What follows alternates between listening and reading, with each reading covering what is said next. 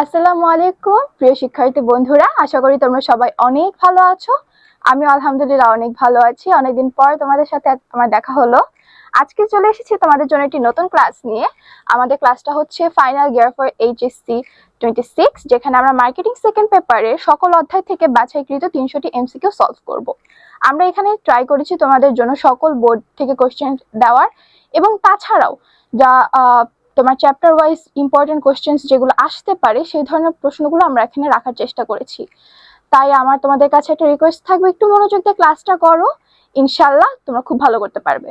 তো চলো কথা না বাড়িয়ে ক্লাসটা শুরু করা যাক। আমাদের প্রথম প্রশ্নটা হচ্ছে, বিপণন কোন ধরনের প্রক্রিয়া?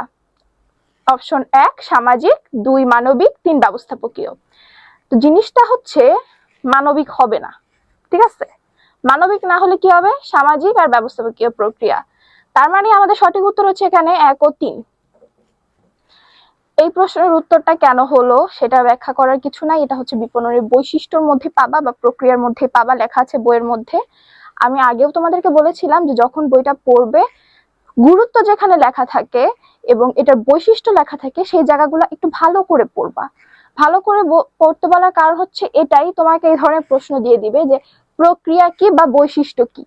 তো তুমি যদি প্রক্রিয়া কি বৈশিষ্ট্য কি এটা বই থেকে স্কিপ করে যাও, তাহলে এই ধরনের প্রশ্নগুলোর অ্যান্সার দেওয়া খুব টাফ হয়ে যাবে তোমার জন্য। তাই এখনো যদি হাতে সময় থাকে, একটু কষ্ট করে হলেও তুমি হচ্ছে বইয়ের এই জায়গাগুলো একটু রিভিশন দিয়ে ফেলো। তারপরে আমাদের 2 নম্বরে একটা উদ্দীপক দেওয়া হয়েছে, বলা হয়েছে জাপানের নাগরিক মিস্টার তাকাশি চাকরি সূত্রে ঢাকায় বসবাস করেন। তার বাংলাদেশি সহকর্মীরা দুপুরে ভাত খেলেও তিনি ফাস্টফুড খান। আমাদের 2 নম্বর প্রশ্নটা হচ্ছে, মিস্টার তাকাশি ভাতের পরিবর্তে ফাস্টফুড খাওয়া বিপণনের কোন ধরনের মৌলিক ধারণাটির সাথে সঙ্গতিপূর্ণ? অপশন এ প্রয়োজন, বি অভাব, সি চাহিদা, ডি আনুগত্য। এখন কি বলা হয়েছে? বাংলাদেশি সহকর্মীরা দুপুরে ভাত খায় কিন্তু তিনি ফাস্টফুড খায়, এবং তিনি কোথার নাগরিক? তিনি জাপানের নাগরিক। এদিক থেকে বোঝা যাচ্ছে যে আমাদের বাঙালি সংস্কৃতিতে আমরা ভাত খাবো এটাই স্বাভাবিক, এবং তাদের সংস্কৃতিতে তারা ফাস্টফুড খাবে এটাই স্বাভাবিক। এবার আসো, আমাদের যেই সংজ্ঞাগুলো পড়েছিলাম সেখানে একটা কথা বলা হয়েছিল, যখন মানুষের অভাব, তার প্রয়োজন যখন তার হচ্ছে প্রভাবিত হবে ব্যক্তিত্ব সংস্কৃতি দ্বারা, তখন তাকে আমরা কি বলবো? অভাব বলবো, তাই না? এটা হবে অভাব। এখন বলা হয়েছে মিস্টার তাকাশি ফাস্টফুড খাওয়ার কারণ কি? তার ফাস্টফুড খাওয়ার কারণ হচ্ছে তার নিজস্ব সংস্কৃতি, তার ব্যক্তিত্ব, আর এখানে লাস্টে বলা হচ্ছে চাহিদা। এখন একটা প্রশ্ন আসে, চাহিদা কি তাহলে? যখন ব্যক্তির অভাব পূরণের ক্রয় ক্ষমতা থাকবে এবং সে তার জন্য অর্থ ব্যয় করতে চাবে, তখনই সেটা তার চাহিদাতে পরিণত হবে। এখানে আমাদের কাছে কোথাও ক্রয় ক্ষমতার কথা বলা হয় নাই যেহেতু উদ্দীপকে, সেহেতু আমাদের উত্তরটা হবে 1 ও 2, তার নিজস্ব সংস্কৃতি এবং ব্যক্তিত্ব। চাহিদাটা এখানে আসবে না। তারপরে 4 নম্বর প্রশ্নটা, বিপণনের জনককে? ফিলিপ কটলার, এটা জানতে হবে।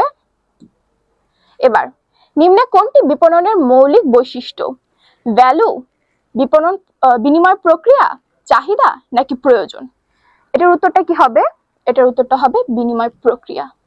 বিনিময় প্রক্রিয়া মানে হচ্ছে দুইটা পক্ষ থাকবে এবং তাদের মধ্যে কিছু একটা বিনিময় হবে, এবং এই কিছু একটা বিনিময় যে হচ্ছে, কিছু একটা জিনিস হচ্ছে ভ্যালু বিনিময় হয়ে থাকে বিপণনের মাধ্যমে।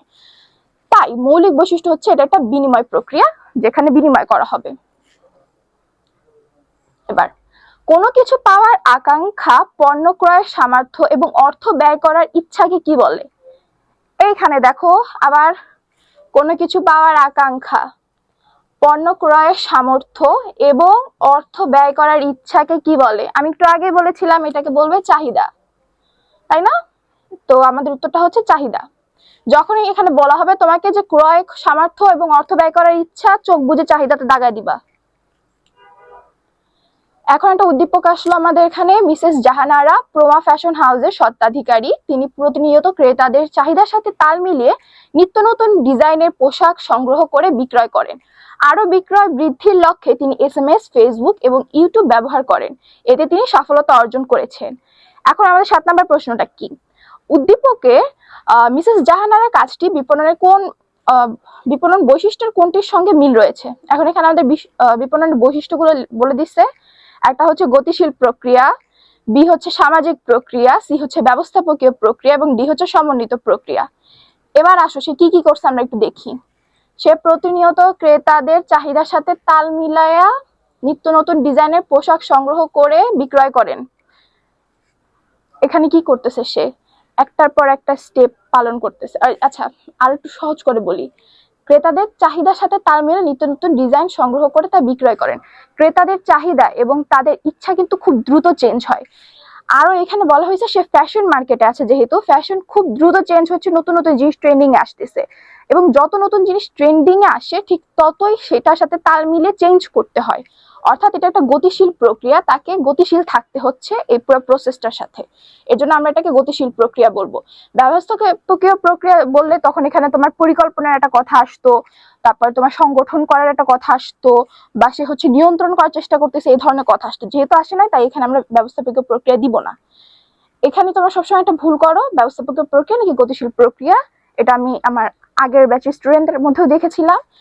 এবার ক্লিয়ার করে দিলাম, এটা হবে গতিশীল প্রক্রিয়া, ব্যবস্থাপকীয় প্রক্রিয়া না, কারণ এখানে ব্যবস্থাপনার সে স্টেপ গুলা কথা উল্লেখ করা হয় নাই। আর একটা সমস্যা হয় কি আমাদের, আমরা যখন অ্যান্সার করতে যাই আমরা উদ্দীপকটা পড়ি, পড়ার পর আমরা পুরো কনসেপ্টটা মাথায় ঢুকে যায় আমাদের, যে কি কি আছে এবং কি কি আছে থেকে আমরা বিবেচনা করতে থাকি। আমরা দেখি না যে আমার উদ্দীপকে স্পেসিফিক কি মেনশন করা হয়েছে এবং কি মেনশন করা হয় নাই। এখানে সবাই ধরাটা খায়। যখন কোশ্চেনটা পড়বা ভালো করে দেখবা যে তোমার উদ্দীপকে তুমি যে জিনিসটা ভাবছো হবে সেই জিনিসটার সাথে কোথাও মিল রাখছে কিনা, বা উদ্দীপকে কোথাও সেটা উল্লেখ করছে কিনা। না করলে সেই জিনিসটা এমসিকিউতে দাগাবা না। এবার আসো 8 নম্বর প্রশ্ন, প্রেমা ফ্যাশন হাউসের সফলতার কারণ কি? ক্রেতাদের সন্তুষ্টি বিধান, যোগাযোগ ব্যবস্থা উন্নয়ন, এবং 3 নম্বর হচ্ছে সামাজিক কল্যাণ। কোনটা হবে? একটু উদ্দীপকটাতে যাচ্ছি আমরা। এই যে সে হচ্ছে প্রতিনিয়ত ক্রেতাদের চাহিদার সাথে তাল মিলিয়ে নিত্য নতুন ডিজাইনের পোশাক সংগ্রহ করে বিক্রি করে, এবং তিনি হচ্ছে এসএমএস, ফেসবুক, ইউটিউব ব্যবহার করে, এতে করে তার হচ্ছে সফলতা অর্জন করতেছে। এখানে কোথাও কি তুমি সামাজিক কল্যাণ নিয়ে কোনো কথা পেয়েছো, যে সে প্লাস্টিকের পলিথিন বা পলিথিন জাতীয় ব্যাগ বর্জন করে সে কাগজের ব্যাগ ইউজ করতেছে, বা এই ধরনের কিছু? যেহেতু বলা হয় নাই, সামাজিক কল্যাণ এখানে আসবে না, এই ধরনের কথাবার্তা যেহেতু নাই। কি কি আছে আমাদের? ক্রেতাদের সন্তুষ্টি বিধান করছে, কারণ সে হচ্ছে গিয়ে নতুন নতুন ট্রেন্ডিং জিনিস আনছে, এবং যোগাযোগ ব্যবস্থার উন্নয়ন, সে ফেসবুক, এসএমএস, দেন হচ্ছে ইউটিউব ব্যবহার করতেছে। তাই আমাদের উত্তর হবে 1 ও 2। এবার আসুন 9, ক্রেতা ভ্যালু কি? পণ্য থেকে প্রাপ্ত সুবিধা ও ব্যয়িত অর্থের পার্থক্য, পণ্যের বাজার মূল্য ও প্রকৃত মূল্যের পার্থক্য, পণ্যের প্রত্যাশিত মান ও প্রকৃতি মানের পার্থক্য, ক্রেতা ও বিক্রেতার মাঝে সম্পর্ক। উত্তর কোনটা হবে? এটা একদম তোমার জ্ঞানমূলক প্রশ্নের উত্তর একটা। এটার উত্তর হবে এটা, পণ্য থেকে প্রাপ্ত সুবিধা ও ব্যয়িত অর্থের পার্থক্য। এবার নিচের কোনটি ভোক্তার বৈশিষ্ট্য? ভোক্তার বৈশিষ্ট্য কি? উপযোগ সৃষ্টিকারী, উপযোগ স্থানান্তরকারী, পণ্যের মধ্যস্থতাকারী, নাকি উপযোগ নিঃশেষকারী? উত্তরটা হবে উপযোগ নিঃশেষকারী। কেন? কারণ ভোক্তার বৈশিষ্ট্য বলা হয়েছে, ভোক্তা হচ্ছে যে তোমার চেইনের পুরা যে চেইনটা থাকে, চেইনের একদম লাস্টে অবস্থান করে, শেষে। তার কাজ হচ্ছে সে নিজের প্রয়োজনে ভোগ করার জন্য পণ্যটা কিনবে, সে নিজে ব্যবহার করার জন্য কিনবে, সে অপরের কাছে বিক্রি করবে না। ভোগ করা মিন্স হচ্ছে সে যখন জিনিসটা ব্যবহার করছে, জিনিসটা উপযোগ সে শেষ করে ফেলতেছে, সে ইউজ করে ফেলতেছে। এর জন্য উত্তরটা হবে উপযোগ নিঃশেষকারী। এবার 11 নাম্বার, পণ্যের মান ও কার্যকারিতার উপর গুরুত্ব দেয় কোন বিপণন মতবাদ? কি বলা হয়েছে? পণ্যের মান ও কার্যকারিতার উপর গুরুত্ব দিচ্ছে, অর্থাৎ পণ্যের মান উন্নয়ন করবে এবং পণ্যকে কত ভালোভাবে উন্নত বানানো যায় সেটার উপর ফোকাস করছে বিপণনের কোন মতবাদ? উৎপাদন মতবাদ, বিপণন মতবাদ, বিক্রয় মতবাদ, না পণ্য মতবাদ? এটা হচ্ছে পণ্য মতবাদ।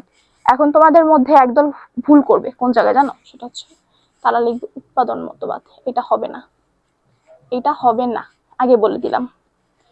কেন হবে না? কারণ উৎপাদন মতবাদ অনুসারে তারা হচ্ছে তোমার ফোকাস করে ম্যাস প্রোডাকশনের জায়গায়। তাদের বিশ্বাস থাকে আমি যত বেশি উৎপাদন করবে মানুষ তত বেশি ক্রয় করবে।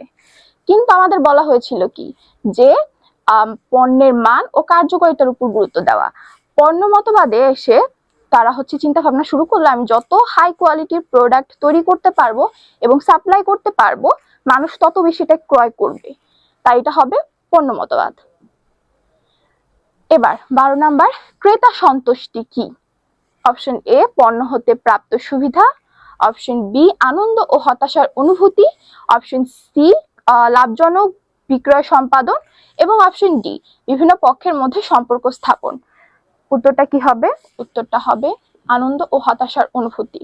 সোজা কথা, ক্রেতা সন্তুষ্টি হচ্ছে যে পরিমাণ অর্থ ব্যয় করা হয় এবং যে তার বিনিময়ে যে পরিমাণের তোমার হচ্ছে সার্ভিস বা সেবা পায় বা যে উপযোগ সে গ্রহণ করে, এই দুইয়ের মধ্যে পার্থক্য করার পর তার মধ্যে যে একটা অনুভূতি তৈরি হয়, আনন্দের অনুভূতি, সেটাকে আমরা ক্রেতা সন্তুষ্টি বলছি। এখন অনুভূতিটা যদি আনন্দর হয়, মানে ধরো কম্পেয়ার করে দেখলো যে সে যে পরিমাণে সেবা পেয়েছে বা উপযোগ পেয়েছে তার থেকে কম তোমার হচ্ছে মূল্য সে প্রদান করেছে, তখন তার মধ্যে অনেক আনন্দিত হবে যে আমি তো লাভ করে ফেলছি। আর যদি দেখা যায় যে সে তার জন্য যেই টাকাটা খরচ করলো সেই টাকাটা আসলে এত খরচ করা উচিত ছিল না, এটার জন্য যৌতিক না, তখন তার মধ্যে একটা হতাশা তৈরি হচ্ছে। দুইটাই হচ্ছে তোমার এর মধ্যে পড়বে। সো ক্রেতা সন্তুষ্টি কি? ক্রেতা সন্তুষ্টি সোজা কথা অনুভূতি। 13 নাম্বার, সকল পক্ষের সাথে শক্তিশালী ও ভ্যালু নির্ভর সম্পর্ক তৈরি ও বজায় রাখার সময়কালকে কি বলে? কি বলছে? সকল পক্ষের সাথে শক্তিশালী ও ভ্যালু নির্ভর সম্পর্ক তৈরি করা এবং বজায় রাখা, এটাকে আমরা বলবো সম্পর্ক ভিত্তিক বিপণন যুগ। আচ্ছা, এখানে একটু কথা বলে রাখি, তোমাদের মার্কেটিং এ বেশিরভাগ প্রশ্নের উত্তরগুলো জ্ঞানমূলক টাইপ হচ্ছে, ঠিক আছে? এখানে এক্সপ্লেন করা আসলে কিছুই নাই, এটা তোমরা পড়তেছো, তোমরা সৃজনশীল সময় লেখার সময় দেখতেছো, সুতরাং এই জিনিসগুলো তোমার মাথায় থাকার কথা। তোমার এক্সপ্লেন করতে হচ্ছে তোমার যখন উদ্দীপক টাইপ কোশ্চেন গুলো হবে, যেমন এই যে এই ধরনের প্রশ্নগুলো দেখছো, এখানে আমাকে এক্সপ্লেন করতে হবে তোমাকে কেন কি হলো। কিন্তু যেটা এক কথায় উত্তর হচ্ছে বা জ্ঞানমূলক প্রশ্নের মতো উত্তর হচ্ছে, সেই প্রশ্নগুলোতে আমরা বেশি একটা এক্সপ্লেনেশনে যাব না, যেহেতু আমাদের অনেকগুলো এমসিকিউ সলভ করতে হবে। তো চলো এটা একটু পড়ে দেখি। আয়াত রেস্টুরেন্ট সাধারণ শ্রমিক ভোক্তাদের দিকে দৃষ্টি রেখে প্লাস্টিক ও কাগজের সামগ্রী ব্যবহার করে ভাত, ডাল, ডিম, মাছ, ভর্তা, শাকসবজি ইত্যাদি খাবার পরিবেশন করে, যার মূল্য তুলনামূলকভাবে অনেক কম। অপরদিকে লোটাস নামক রেস্টুরেন্টটি পরিষ্কার পরিচ্ছন্ন, স্বাস্থ্যসম্মত সিরামিক্স সামগ্রীতে দামি খাবার পরিবেশন করে, ফলে উভয় রেস্টুরেন্টই সারাক্ষণ ভিড় লেগে থাকে। এখন এখানে বলা হয়েছে কি, আয়াত রেস্টুরেন্টটি বাজারজাতকরণে কোন মৌলিক ধারণাটি প্রতিনিয়ত ঘটছে? আয়াত রেস্টুরেন্টের কাহিনী হচ্ছে এই পর্যন্ত। দেখো এখানে সে কি করেছে, সে হচ্ছে গিয়ে তোমার প্লাস্টিক এবং কাগজের সামগ্রী ব্যবহার করে খাবার পরিবেশন করতেছে, যাতে তাদের কস্ট কম হয় এবং তারা কম দামে খাবারটা সেল করতে পারে। অর্থাৎ তারা হচ্ছে তোমার কি বলে, ক্রয় ক্ষমতার উপর দৃষ্টি রাখছে বা ক্রয় ক্ষমতার দিকটাতে বেশি ফোকাস করতেছে, তাই এটা হবে চাহিদা। চাহিদা হচ্ছে কারণ তারা দেখতেছে যে তাদের কাস্টমার কারা বা তাদের মূল বাজার কারা। তাদের মূল বাজার হচ্ছে সাধারণ শ্রমিক, যাদের এত অর্থ নাই ফ্যান্সি কিছু খাবে, এবং তার জন্যই তারা হচ্ছে গিয়ে তোমার যেভাবে খাবার সার্ভ করলে কম টাকার মধ্যে তারা খাবার তাদের কাছে বিক্রি করতে পারবে, সেই দিকটাই বিবেচনা করছে। সেই হিসাবে উত্তর হবে চাহিদা। এবার লোটাস রেস্টুরেন্টের সাফল্যের কারণ কি? পরিবেশের প্রতি গুরুত্ব আরোপ, ভোক্তাদের সন্তুষ্টি বিধান এবং সামাজিক যোগাযোগ রক্ষা করা। তারা পরিবেশের প্রতি কি গুরুত্ব আরোপ করেছে আমরা জানি না, আমাদেরকে বলা হয় না এখানে, তাই উত্তর হবে 2 ও 3। এবার 16 নাম্বার, ফ্যাশন ডিজাইনার সুজিত ভোক্তাদের রুচি, পছন্দ, চাহিদার কথা বিবেচনা করে সর্বোচ্চ গুণগত মানসম্পন্ন পণ্য বিক্রয় করেন। সুজিতের কার্যক্রম বিপণনের কোন বৈশিষ্ট্য ফুটে উঠেছে? সে কি করছে? সে হচ্ছে ভোক্তাদের রুচি সম্পর্ক, রুচি, পছন্দ, চাহিদার কথা বিবেচনা করে সর্বোচ্চ গুণগত মানসম্পন্ন পণ্য বিক্রয় করেন। কাদেরটা? ভোক্তাদের। ওয়ার্ডটা আমি হাইলাইট করলাম, ভোক্তাদের। ভোক্তাদের যেহেতু করেছে, তাই বিপণনের কোন বৈশিষ্ট্যটি ফুটে উঠেছে? ভোক্তামুখী প্রক্রিয়া। ভোক্তামুখী প্রক্রিয়া মানে হচ্ছে ভোক্তাকে কেন্দ্র করে সব কাজ পরিচালিত হচ্ছে, ভোক্তাকে ফোকাস করে আমরা সব কাজ করছি, এটাকে বলা হয় ভোক্তামুখী প্রক্রিয়া, যেটা আমাদের এখানে খুব সুন্দর করে বলা হয়েছে। 17, সংস্কৃতি ও ব্যক্তিত্ব দ্বারা প্রয়োজনে বাস্তব প্রকাশকে কি বলে?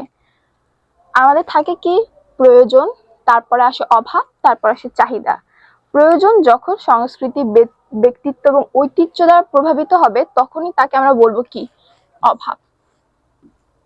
এবার যা অদৃশ্যমান কিন্তু ভোক্তার প্রয়োজন ও অভাবে সন্তুষ্টি বিধান করে তাকে কি বলে? অদৃশ্যমান কিন্তু প্রয়োজন অভাব এইসবের সন্তুষ্টি বিধান করে তাকে বলে সেবা। এবার 19 নাম্বার প্রশ্ন, বিপণন ক্রেতাদের জন্য কি সৃষ্টি করে? বিপণন কি সৃষ্টি করে বলো? এটা খুবই ইজি, এটা হচ্ছে ভ্যালু। তোমরা যখন বিপণন এই চ্যাপ্টারটা পড়ার সময় একটা সংজ্ঞা পড়েছো নিশ্চয়ই বিপণনের, যেখানে বলা হচ্ছিল সর্বোচ্চ ভ্যালু সৃষ্টি ও প্রদানের মাধ্যমে সর্বোত্তম উপায়ে ক্রেতাদের প্রয়োজন অভাব চাহিদা সন্তুষ্টি বিধান করে শক্তিশালী ক্রেতা সম্পর্ক তৈরি ও বজায় রাখাকে বিপণন বলে। প্রথম লাইন কি বলেছিলে? সর্বোত্তম ক্রেতা ভ্যালু সৃষ্টি ও প্রদান। কি হচ্ছে তাহলে? আমরা সবার আগে ভ্যালু সৃষ্টি করছি, ভ্যালুটাকে প্রদান করছি, তারপরে ওই ভ্যালু দ্বারা আমরা প্রয়োজন অভাব চাহিদা নিবারণ করছি, করার সাথে সাথে তাদের সাথে সম্পর্ক তৈরি করে রাখছি। এটাকে আমরা পুরো বিপণন প্রক্রিয়া বলছি। সো এটা কি? বিপণন ক্রেতাদের জন্য কি সৃষ্টি করে? ভ্যালু সৃষ্টি করে। এবার একটু পাশে এসে বলি, শিলা ফ্যাশন হাউস তাদের পোশাক বিক্রির সময় পলিথিনের পরিবর্তে কাগজের ব্যবহার করে থাকে। উক্ত ফ্যাশন হাউসটি বর্তমানে ক্রেতা বৃদ্ধির লক্ষ্যে অনলাইনে একটি পেজ খোলে, যার ফলে ফ্যাশন হাউসটির বিক্রয় বৃদ্ধি পায়। এবার উদ্দীপকের ফ্যাশন হাউসটি প্রাথমিক পর্যায়ে বিপণন ক্রম বিকাশের কোন যুগে অবস্থান করছিল? কোন যুগে অবস্থান করছিল? কি করছিল সে? পলিথিনের পরিবর্তে কাগজের ব্যাগ ব্যবহার করছে। এটা হবে কি? দেখো, মার্কেটিং, মোবাইল মার্কেটিং যুগ, বিক্রয় যুগ, না সামাজিক বিপণন যুগ? সামাজিক বিপণন যুগ। কারণ সামাজিক বিপণন যুগের সময় এসে আমরা মার্কেটিং এর উপর তো ফোকাস করি, তার সাথে আমরা অন্যান্য পক্ষের দিকেও ফোকাস করি, যে প্রত্যেকটা পক্ষর প্রতি যেন আমরা আমাদের দায়িত্ব পালন করি। এজন্য এটা সামাজিক বিপণন যুগ হবে।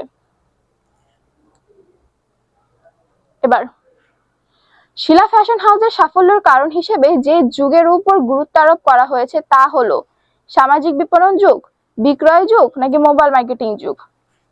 আমরা এটা পেয়েছি, এটা পেয়েছি, এটা কি পেয়েছি? একটু যাই তো আবার প্রশ্নতে। বলা হয়েছে ক্রেতা বৃদ্ধির লক্ষ্যে অনলাইনে একটি পেজ খুলে, যার ফলে ফ্যাশন হাউসটির বিক্রয় বৃদ্ধি পাচ্ছে। সে বিক্রয় বৃদ্ধি করার জন্য কি করছে? সে হচ্ছে গিয়ে অনলাইনে একটা পেজ খুলছে, কিন্তু এখানে কি কোথাও বলা হচ্ছে তোমাকে সে হচ্ছে বিক্রয় করতে চাচ্ছে, শুধু বিক্রয় করতে চাচ্ছে? এই ধরনের কথা যেহেতু বলা হয় নাই আমাদেরকে, তাই হচ্ছে আমরা এটাই বলবো যে সামাজিক বিপণন যুগ এবং মোবাইল মার্কেটিং এর উপর সে ফোকাস করছে। এবার আসো, বিপণনের বৈশিষ্ট্য হলো বিপণন একটি গতিশীল প্রক্রিয়া, বিপণন একটি ভোক্তামুখী প্রক্রিয়া, নাকি বিপণন একটি সামাজিক প্রক্রিয়া? এটার উত্তর কি হবে? যারা পড়ছো তারা জানো, আর যারা জানো না তাদের উদ্দেশ্যে বলতেছে, এটার উত্তর হবে তিনটাই। বিপণন 3 রকমের প্রক্রিয়া। উত্তর 1, 2, 3। এবার মিসেস আলিয়া হঠাৎ ক্ষুধা অনুভব করলেন, তাই তিনি কাচ্চি বিরিয়ানি খাওয়ার ইচ্ছা প্রকাশ করলেন, কিন্তু সাথে পর্যাপ্ত টাকা থাকলেও তিনি শেষ পর্যন্ত কাচ্চি বিরিয়ানি খেলেন না। এখন মিসেস আলিয়া ক্ষুধার্ত হওয়ার অনুভূতির সাথে বিপণনের কোন মৌলিক ধারণাটি মিল রয়েছে? এখানে কি বলছে? ক্ষুধা অনুভব করছে। ক্ষুধা অনুভব হওয়া মানে কি? তার একটা মনে হচ্ছে যে আমার খাবার দরকার, আমি খাবার হতে বঞ্চিত। এই জিনিসটা যে মনে হলো, এটাকে আমরা কি বলি? প্রয়োজন বলি। এবং যখন সেটা হচ্ছে সে অনুভব করলো যে আমার খাওয়া দরকার, আমার কিছু থেকে আমি একটা বঞ্চিত, এটাকে আমরা প্রয়োজন বলবো। এবং যখন তার কাচ্চি বিরিয়ানি খাওয়ার ইচ্ছা হলো, বার্গার খেতে ইচ্ছা করলো না, কেন ইচ্ছা করলো না? কারণ হচ্ছে তার সংস্কৃতি বা যেখানে সে বড় হয়েছে সেটার সাথে খাপ যাচ্ছে, তার সাথে মিল রয়েছে কাচ্চি খাওয়ার, বার্গার খাওয়ারটার না, তাই তার কাচ্চি খেতে ইচ্ছা করলো। যদি এই কাচ্চি খাওয়া নিয়ে প্রশ্নটা করতো তাহলে উত্তরটা হতো অভাব। এবং সাথে পর্যাপ্ত টাকা থাকলেও তিনি শেষ পর্যন্ত কাচ্চি বিরিয়ানি খেলেন না। এই যে এখানে ক্রয় ক্ষমতা আছে তার, কিন্তু ব্যয় করার ইচ্ছা নাই, এই জিনিসটার জন্য এটা চাহিদা হতে পারছে না। আচ্ছা, একটা প্রশ্নটা আমি এক্সপ্লেন করে দিছি, পরের কোশ্চেনটা দেখি কি বলে। এই যে এখানে বলে দিছে অলরেডি, মিসেস আলিয়ার কাচ্চি বিরিয়ানি খাওয়ার ইচ্ছা চাহিদার শর্ত পূরণ করেছে, তা হলো কিসের? চাহিদারটা করছে আকাঙ্ক্ষা। তার ইচ্ছা আছে, তার সামর্থ্য আছে, কিন্তু তার অর্থ ব্যয় করার ইচ্ছা নাই। যেহেতু নাই, উত্তরটা হবে 1 ও 2। যদি সে বলতো তার খাওয়ার ইচ্ছা হচ্ছে, চাহিদা আছে, সামর্থ্য আছে এবং সে খরচ করতেও চাচ্ছে, সে খেয়েছে, তখন আমরা বলতে পারতাম অর্থ ব্যয়ের ইচ্ছা। যেহেতু খেলো না তাই এটাকে আমরা বলবো শুধু 1 ও 2, মানে তার আকাঙ্ক্ষা এবং সামর্থ্য আছে। এবার আশা পিঠাঘর স্থানীয় ক্রেতাদের জন্য উন্নত মানের বিভিন্ন ধরনের পিঠা তৈরি ও বিপণন করেন। প্রতিষ্ঠানটি যথাযথ মূল্য নির্ধারণ সহ প্রচারের জন্য লিফলেট বিতরণ করে। একই সাথে ক্রেতাদের চাহিদা অনুযায়ী বাসায় পিঠা পৌঁছে দেয়। ক্রেতাদের সর্বোচ্চ গুরুত্ব দেওয়ার কারণে প্রতিষ্ঠানটি খুবই জনপ্রিয় হয়ে উঠেছে। এবার বলা হয়েছে কি, আশা পিঠাঘর বিপণনের যে বিষয়টিকে গুরুত্ব দিয়েছে তা কি? বিপণন মিশ্রণ, ক্রেতাদের সন্তুষ্টি, ক্রেতার সেবা, নাকি বাজার বিভক্তিকরণ? সে কি করলো? পিঠা তৈরি করলো এবং তা বিপণন করলো, যথাযথ মূল্য নির্ধারণ করলো, প্রচারের জন্য লিফলেট বিতরণ করলো এবং চাহিদা অনুসারে বাসায় পিঠা পৌঁছে দিল। এখন আমাদের বিপণন মিশ্রণ, যেটাকে আমরা বলি 4P, 4P-তে কি থাকে? 4P-তে থাকে পণ্য, মূল্য, বন্টন, প্রসার। তো এখানে পণ্য, এই যে পিঠা তৈরি করলো, পণ্য, মূল্য নির্ধারণ, মূল্য, প্রচার করলো, প্রসার যেটাকে আমরা বলতেছি, আর চাহিদা অনুসারে বাসায় পৌঁছে দিল, বন্টন করলো। সুতরাং উত্তরটা হবে বিপণন মিশ্রণ। এবার 26, আশা পিঠাঘর কর্তৃক গৃহীত কৌশলের কেন্দ্রবিন্দুতে অবস্থানকারী পক্ষের বৈশিষ্ট্য হলো বাজারের রাজা, মূল শক্তি, আয়ের উৎস। উত্তরটা হবে 1, 2, 3। এখন আমার একটা প্রশ্ন, কৌশলের কেন্দ্রবিন্দুতে কে অবস্থান করে? কেন্দ্রবিন্দুতে অবস্থান করে ভোক্তা। ভোক্তার অবস্থান কেন্দ্রতে। তোমাদের যে রাইটারের বই পড়ে থাকো মার্কেটিং, তোমরা দেখবে এরকম একটা ডায়াগ্রাম থাকে, এরকম ওইটার 4টা থাকে, যেখানে যে পণ্য লেখা থাকে এই পাশে, মূল্য লেখা থাকে এই পাশে, বন্টন লেখা থাকে এখানে, প্রসার লেখা থাকে এখানে, রাইট? এই ডায়াগ্রামটার কথা এখানে বলা হচ্ছে যে আশা পিঠাঘর কর্তৃক গৃহীত কৌশলের কেন্দ্রবিন্দুতে অবস্থানকারী পক্ষের বৈশিষ্ট্য হলো এটা। এবার 27, বিক্রয়ের মাধ্যমে কোন ধরনের উপযোগ সৃষ্টি হয়? বিক্রয়ের মাধ্যমে কি হয়? বিক্রয় করার ফলে সত্যগত উপযোগ সৃষ্টি হয়, একজন থেকে আরেকজনের কাছে সত্য যায়। এবার 28 নাম্বার, বিপণনের বৈশিষ্ট্য হচ্ছে কেনাকাটা, দর কষাকষি, অর্থনৈতিক প্রক্রিয়া, নাকি মূল্য নির্ধারণ? অর্থনৈতিক প্রক্রিয়া। বিপণন হতে গেলে সেখানে অর্থের একটা থাকতে হবে কিছু, এই জন্য এটাকে অর্থনৈতিক প্রক্রিয়া বলে। এবার আকবর আলী রাজশাহী শহরের একটি খাবার হোটেল পরিচালনা করেন। হোটেলের আয় থেকে তিনি প্রতি বছর সরকারি রাস্তার পাশে গাছ লাগান। বর্তমানে তিনি হোটেলের ব্যাপক উন্নয়নের পরিকল্পনা করছেন। এবার বলা হয়েছে গাছ লাগিয়ে আকবর আলী বিপণনের কোন বিষয়টিকে গুরুত্ব দিয়েছেন? সামাজিক প্রক্রিয়া, ব্যবস্থাপকীয় প্রক্রিয়া, অর্থনৈতিক প্রক্রিয়া, নাকি বিনিময় প্রক্রিয়া? সামাজিক প্রক্রিয়া, কারণ সে সমাজের উপর তার দায়িত্ব পালন করেছে।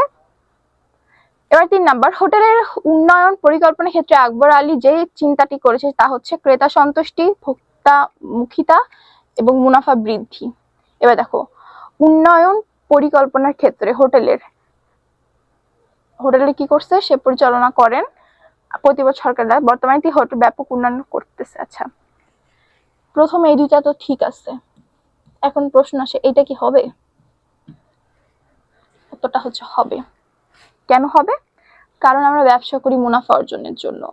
আমাদের ব্যবসার মধ্যে এখন যদিও বলা হয় যে মূল ইচ্ছা আমাদের মুনাফা না, আমরা মানব সেবা করতে চাই, অনেক ধরনের কথা বলবে, কিন্তু তুমিও জানো আমিও জানি মুনাফা অর্জন করাটা তাদের একটা মেইন গোল থাকে।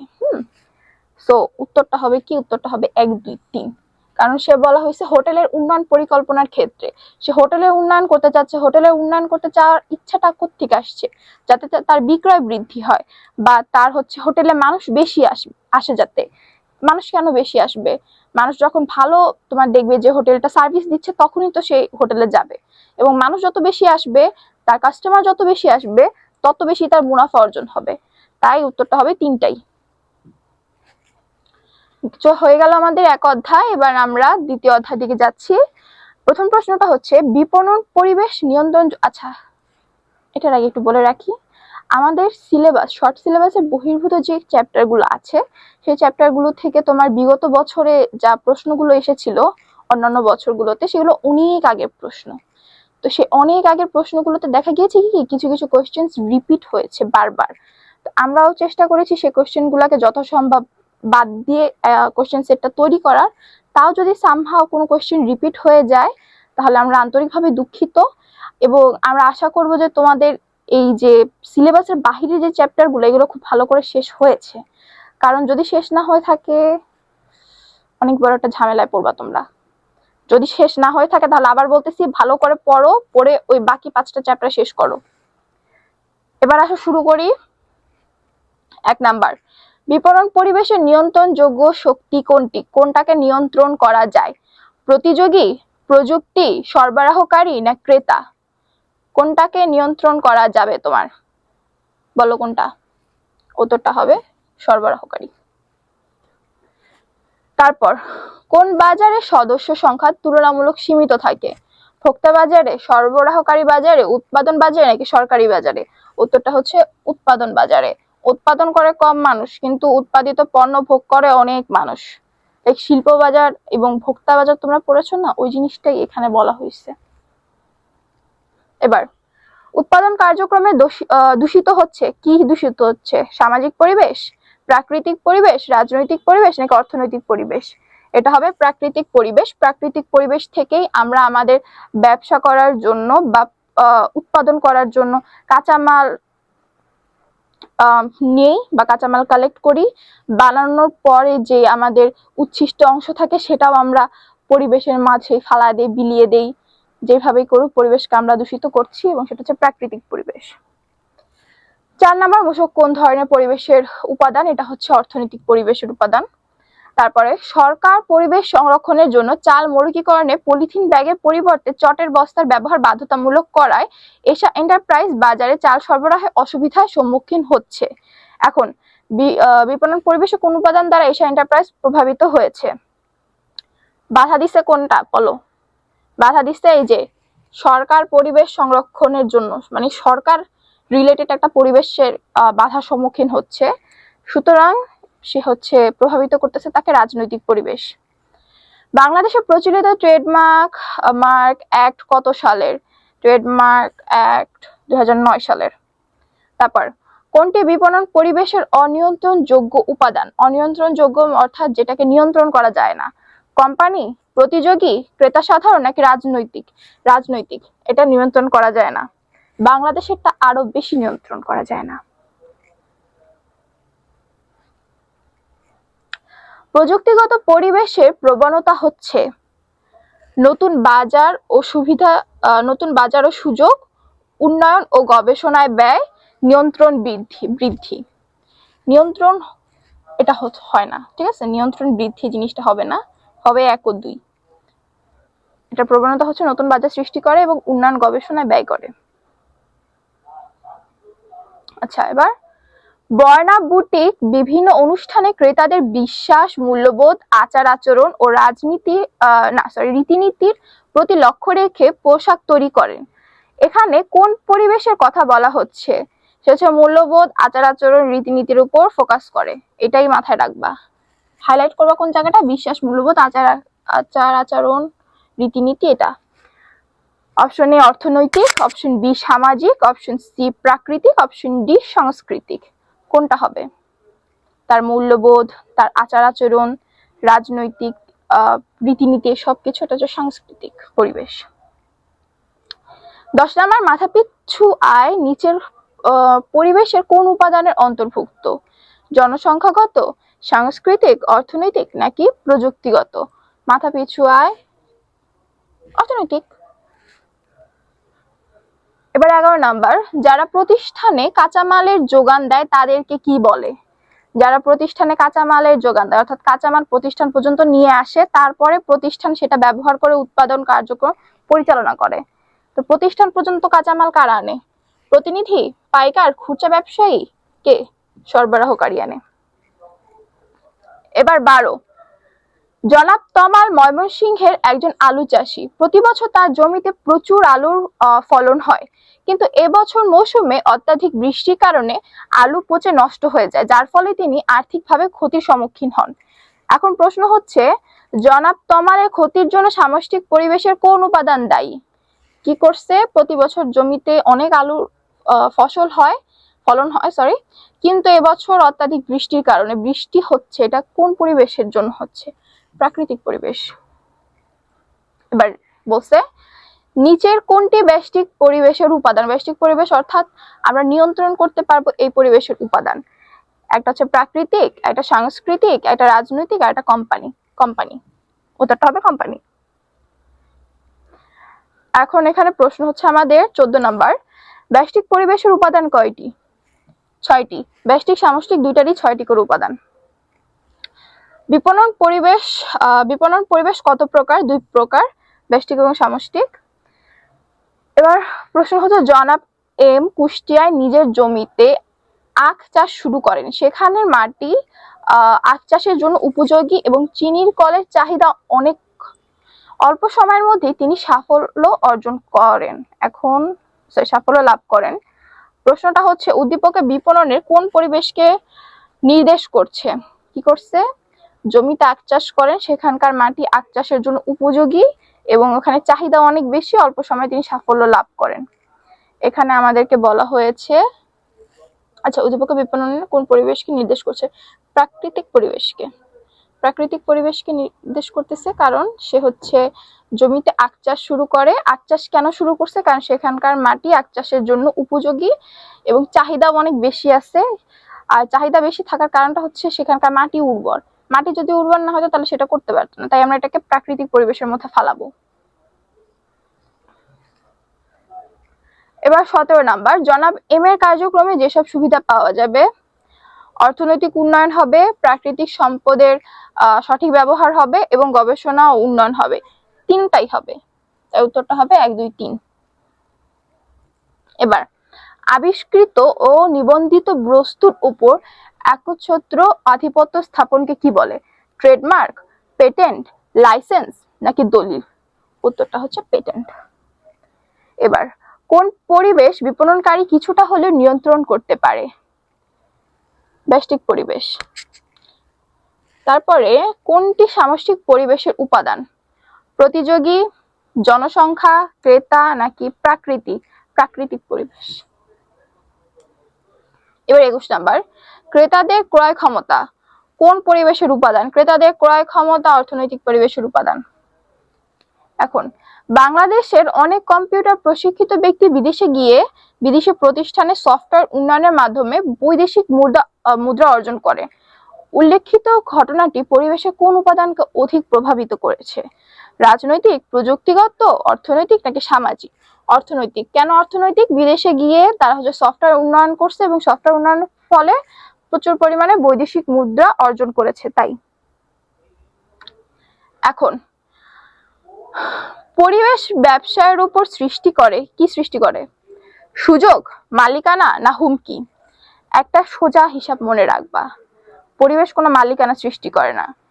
ইদার পরিবেশ তোমার জন্য সুযোগ সৃষ্টি করবে অথবা পরিবেশ তোমার জন্য হুমকি সৃষ্টি করবে, দুইটা জিনিসই সৃষ্টি করবে, এই দুইটা, এইটা হবে না।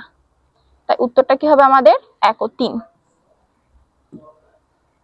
এবার 24 নাম্বার, শাকসবজি উৎপাদন ও সংরক্ষণে রাসায়নিক দ্রব্য ব্যবহার কোন পরিবেশকে প্রভাবিত করে? সংরক্ষণে রাসায়নিক দ্রব্যের ব্যবহার, এটা কি আইনগত পরিবেশ হবে, প্রাকৃতিক পরিবেশ হবে, অর্থনৈতিক পরিবেশ হবে নাকি সামাজিক পরিবেশ হবে? এখন এখানে উত্তরটা দেওয়ার আগে একটা বলি, কোন ভুলটা সবাই করবে,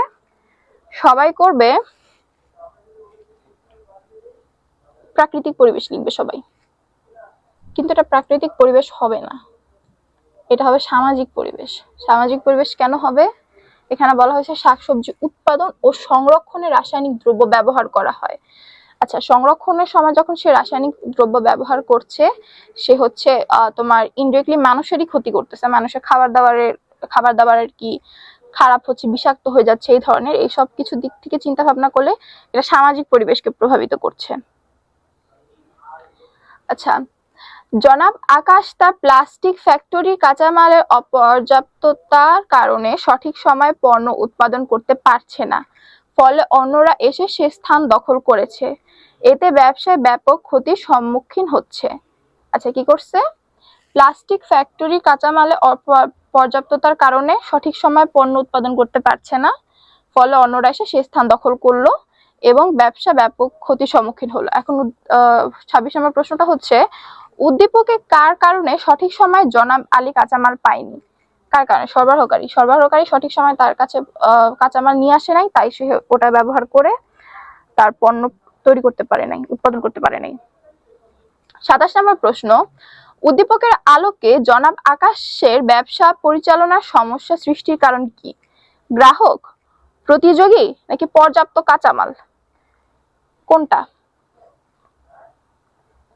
দেখো কি বলছে, অপর্যাপ্ততার কাঁচামালের অপর্যাপ্ততার কারণে সে সঠিক সময় পণ্য নিতে পারে নাই। কিন্তু অপশনে কি বলছে? পর্যাপ্ত কাঁচামাল। এখন পণ্য এটা সৃষ্টি করছে কে? প্রতিযোগী সৃষ্টি করলো তার ব্যবসা পরিচালনার জন্য, গ্রাহক অসন্তুষ্ট হলো তার কাজকর্ম থেকে, তাই গ্রাহক সুইচ করলো, এবং সবকিছুর মূল কারণ কি? অপর্যাপ্ত কাঁচামাল। অপর্যাপ্ত কাঁচামাল। কিন্তু আমাদের অপশনে কি বলছে? পর্যাপ্ত কাঁচামাল। পর্যাপ্ত কাঁচামাল তো ছিল না। পর্যাপ্ত কাঁচামাল থাকলে তো সে এই ধরনের সমস্যার সম্মুখীন হইতো না। তাই উত্তরটা হবে 1 ও 2। 28 নাম্বার, কোনটি ব্যষ্টিক পরিবেশের উপাদান? কোম্পানি, প্রযুক্তি, জনসংখ্যা, নাকি সংস্কৃতি? কোনটা? উত্তরটা হচ্ছে কোম্পানি। এবার 29, মোবাইলের মাধ্যমে পরিবেশের সঙ্গে যোগাযোগ বাজারজাতকরণের কোন পরিবেশের প্রভাব? অর্থনৈতিক, সামাজিক, রাজনৈতিক, প্রযুক্তিগত? প্রযুক্তিগত কেন আসছে? মোবাইল ফোনের কথা বলছে, মোবাইল ফোনের দ্বারা তারা হচ্ছে বাজারজাতকরণের কাজ করতেছে। তারপরে একটা সৃজনশীল না কি বলে, উদ্দীপক। জনাব এক্স তার বন্ধুকে নিয়ে 50 লক্ষ টাকা বিনিয়োগ করে চিংড়ি চাষের উপযোগী করে খুলনায় একটি মৎস্য খামার প্রতিষ্ঠা করেন। তার খামারে উৎপাদিত মৎস্য বিভিন্ন প্রতিষ্ঠানের মাধ্যমে তিনি চূড়ান্ত ভোক্তাদের কাছে পৌঁছে দেন। এখন 30 নম্বর প্রশ্নটা হচ্ছে, চূড়ান্ত ভোক্তাদের কাছে পণ্য পৌঁছাতে ব্যষ্টিক পরিবেশের কোন উপাদানটি ভূমিকা রাখছে? কোম্পানি, প্রতিযোগী, সরবরাহকারী, না মধ্যস্থ ব্যবসায়ী? মধ্যস্থ ব্যবসায়ী। একটা জিনিস মনে রাখবা, সরবরাহকারীর কাজ হচ্ছে তোমার উৎপাদন করার কাঁচামালটা নিয়ে আসা, আর মধ্যস্থ ব্যবসায়ীর কাজটা হচ্ছে উৎপাদিত পণ্য ভোক্তার কাছে নিয়ে যাওয়া। তাই আমাদেরটা হবে মধ্যস্থ ব্যবসায়ী। শেষ হয়ে গেল আমাদের দ্বিতীয় অধ্যায়। এখন আমরা তৃতীয় অধ্যায় শুরু করব। 1 নম্বর প্রশ্ন হচ্ছে, ক্রয় বিক্রয়ের মাধ্যমে কোন ধরনের উপযোগ সৃষ্টি হয়? ক্রয় এবং বিক্রয়ের মাধ্যমে আমাদের সত্যগত উপযোগ সৃষ্টি হয়। কেন সত্যগত উপযোগ সৃষ্টি হয়? পণ্যের সত্য হস্তান্তর করা হয়, এর জন্য সত্যগত উপযোগ। 2 নাম্বার, কোন পণ্যের মানের সীমা নির্ধারণ করাকে কি বলে? আচ্ছা, কোন পণ্যের মানের সীমা নির্ধারণকে কি বলে? প্রমিতকরণ, পর্যায়িতকরণ, মৌলিকীকরণ, নাকি ঝুঁকি গ্রহণ? প্রমিতকরণ। জনাব সাজ্জাদ একজন আলু রপ্তানিকারক। তিনি বিভিন্ন জেলা থেকে আলু সংগ্রহ করে ABC গ্রেডে বাছাইকৃত করে বিদেশে রপ্তানি করেন। জনাব সাজ্জাদের উৎপাদিত কার্যক্রম কোন ধরনের বিপণন কাজের সাথে অন্তর্ভুক্ত? এটা হচ্ছে পর্যায়িতকরণ। মৌলিকীকরণের ফলে পণ্যের কি হয়? আকর্ষণ বৃদ্ধি পায়, গুণগত মান বৃদ্ধি পায়, নাকি বিক্রয় বৃদ্ধিতে সুবিধা হয়? এটা হচ্ছে তিনটাই হয়। এবার জনাব আমান রাজশাহী থেকে আম ক্রয় করে নিজস্ব হিমাগারে সংরক্ষণ করেন। পরবর্তীতে তিনি সেগুলোকে বড়, মাঝারি, ছোট 3 ভাগে বিভক্ত করে ঢাকায় এনে বেশি দামে বিক্রয় করেন। ফলে তিনি ব্যবসায় বেশ লাভবান হন। তো জনাব আমানের প্রাথমিক কাজ দ্বারা কোন ধরনের উপযোগ সৃষ্টি হচ্ছে? প্রাথমিক কি কাজ করছে? সে রাজশাহী থেকে আম ক্রয় করে নিজস্ব হিমাগারে সংরক্ষণ করেন। এখানে কি রূপগত উপযোগ সৃষ্টি হলো, সময়গত উপযোগ সৃষ্টি হলো, সত্যগত উপযোগ সৃষ্টি হলো, নাকি স্থানগত উপযোগ সৃষ্টি হলো? কি হলো? সে রাজশাহী থেকে আম ক্রয় করে নিজস্ব হিমাগারে তা সংরক্ষণ করলো। তো এখানে যদি হিসাব করো, একদম চিন্তা ভাবনা করো, তাহলে দেখা যাবে সে একদিকে সত্যগত উপযোগ সৃষ্টি করলো, আর একদিকে স্থানগত উপযোগ সৃষ্টি হলো, যেহেতু সে রাজশাহী থেকে আম অন্য জায়গায় আনলো, আর এক জায়গায় সে সংরক্ষণও করলো। তো মূলত এখানে আমরা এটাকে গ্রহণ করব, হিমাগারে সে সংরক্ষণ করছে আম, ঠিক আছে? সেই হিসাবে এটা হবে সময়গত উপযোগ সৃষ্টি করলো। এবার জনাব আমানের লাভবান হওয়ার মূল কারণ কি? পরিবহন, গুদামজাতকরণ, নাকি পর্যায়িতকরণ? পরিবহন কি করছে সে একটু দেখো তো। ভাগ করে বেশি দাম ঢাকায় এনে বিক্রি করে। আচ্ছা, প্রথমত সে সংরক্ষণ করছে, তারপরে সে সেগুলোকে বড়, মাঝারি, ছোট 3 ভাগে ভাগ করছে, অর্থাৎ সে এখানে পর্যায়িতকরণে কাজ করছে। তারপরে সে সেটাকে ঢাকায় নিয়ে আসছে, অর্থাৎ সে পরিবহন ব্যবহার করছে। সে রাজশাহী থেকে নিজের হিমাগারে নিছিল, সেখানে হিমাগার থেকে ঢাকায় নিয়ে এসে বেশি দামে বিক্রি করতেছে। তাই তার হচ্ছে তোমার এই 3টাই কারণ তার সাফল্যের। এবার গুদামজাতকরণ কোন ধরনের উপযোগ সৃষ্টি করে? সময়গত উপযোগ সৃষ্টি করে। একটা কথা এখানে বলে রাখতেছি, গুদামজাতকরণ কোন ধরনের, মানে গুদামজাতকরণ নিয়ে এত বেশি তোমাকে এমসিকিউ প্রত্যেকটা প্রশ্ন করা হবে কেন বলতেছি, তুমি যদি তোমার প্রিভিয়াস যত বোর্ডের কোশ্চেন আছে দেখো, এই একটা কোশ্চেন আসছে, এটা বহুবার আসছে। ইভেন আমি যখন তোমাদের সময় এইচএসসি পরীক্ষা দিয়েছিলাম তখন আমারও এই প্রশ্নটা আসছিল। এই প্রশ্নটা থাকে এবং আরেকটা প্রশ্ন থাকে, সেটা হচ্ছে তোমার লোভনীয় পণ্য কি। তোমাকে বিভিন্ন কিছু দিয়ে দিবে, তারপর হয়তো অপশনে একটা থাকবে ফুচকা, চটপটি অথবা আইসক্রিম। এই 3টার যে কোনো একটা অপশন দিয়ে দেয় এবং তোমাকে বলা হয় হচ্ছে গিয়ে কোনটা লোভনীয় পণ্য। তো এই 2টা প্রশ্ন মানে একদম খুবই কমন, এটা সব সময় প্রত্যেকটা বোর্ডে প্রত্যেক ইয়ারে আসবেই, যে গুদামজাতকরণ কি সৃষ্টি করে বা সময়গত উপযোগ কিভাবে সৃষ্টি হয় একটা। আরেকটা হচ্ছে তোমাদের পরবর্তী চ্যাপ্টার থেকে প্রশ্ন, সেটা হচ্ছে লোভনীয় পণ্য কি। এবার চলো এটা দেখি, উৎপাদন ও ভোগের মধ্যবর্তী সময় পর্যাপ্ত পণ্য সংরক্ষণ করার ব্যবস্থাকে কি বলে? গুদামজাতকরণ, এই যে ভোগের মধ্যবর্তী সময় পণ্য সংরক্ষণ করা। নিচের কোনটি মৌলিকীকরণের বৈশিষ্ট্য নয়? সংরক্ষণ, শনাক্তকরণ, আকর্ষণ নাকি বিক্রয়? কোনটা মৌলিকীকরণের বৈশিষ্ট্য নয়? এটা হচ্ছে শনাক্তকরণ। এবার জনাব সাজিদ সিলেট থেকে আনারস কিনে ঢাকায় সরবরাহ করেন। পচনশীল পণ্য হওয়ায় অনেক আনারস নষ্ট হয়ে যায়। এই সমস্যার সমাধানে তিনি আনারস সংরক্ষণের কথা ভাবছেন। আচ্ছা, তিনি বিপণনের কোন কাজটি করেছে? সে বিপণনে কি করছে? সিলেট থেকে আনারস ঢাকায় সরবরাহ করে, তাই না? এখন সে হচ্ছে এইখানে বলা হচ্ছে উদ্দীপকে জনাব সাজিদ বিপণনে কোন কাজটি করছেন? সে হচ্ছে পরিবহনের কাজ করতেছে। এবার সমস্যা সমাধানে যেটা করণীয় হচ্ছে যোগাযোগ ব্যবস্থার উন্নয়ন, গুদামজাতকরণ নাকি মৌলিকীকরণ। একটু এই পাশে আসো। ঢাকায় সরবরাহ করে, সে কিনে পচনশীল হওয়ায় পণ্য অনেক সময় আনারসটা নষ্ট হয়ে যায়। এখন সমস্যাটা হচ্ছে সে তো অনেক বছর থেকে পরিবহনের কাজ করে আসতেছে। যোগাযোগ ব্যবস্থা উন্নয়ন যদি সম্ভব হতো সে করতো অবশ্যই, কিন্তু একটা যোগাযোগ ব্যবস্থা তুমি আর কিভাবে উন্নয়ন করবা, তাই না? যেহেতু তুমি পচনশীল পণ্য নিয়ে কাজ করতেছো, তো এখানে তোমার বেস্ট অপশন হচ্ছে গুদামজাতকরণ করা এবং মৌলিকীকরণের ব্যবস্থা করা। সো আমরা এটার উত্তরকে দিব 2 ও 3। এবার অর্থর বিনিময়ে পণ্য আচ্ছা এক মিনিট, অর্থের বিনিময়ে পণ্য হস্তান্তরকে কি বলে? অর্থের বিনিময়ে পণ্য হস্তান্তর করা মানে পণ্যের মালিকানা আমি একজনকে দিয়ে দিচ্ছি।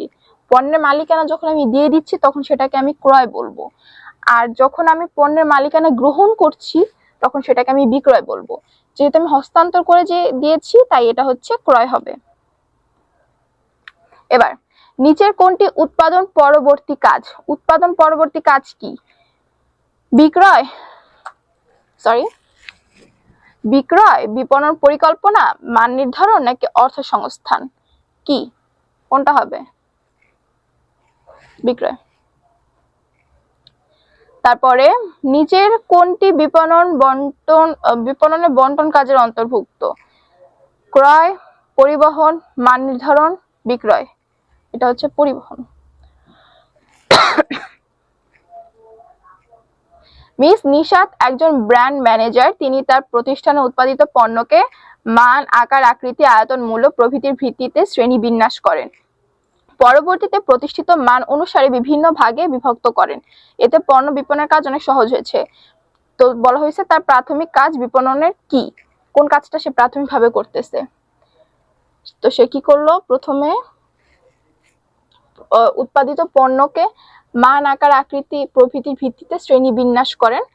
পরবর্তীতে প্রতিষ্ঠিত মান অনুসারে বিভিন্ন ভাগে বিভক্ত করেন। এখন একটা জিনিস হচ্ছে কি, প্রমিতকরণ একটা জিনিস, পর্যায়িতকরণ একটা জিনিস। প্রমিতকরণ জিনিসটা হচ্ছে পণ্যের মূল্য নির্ধারণ করা বা মান নির্ধারণ করা, আর পর্যায়িতকরণ হচ্ছে সেই মানের উপর ভিত্তি করে পণ্যকে আলাদা করা বা বিভিন্ন ভাগে ভাগ করা।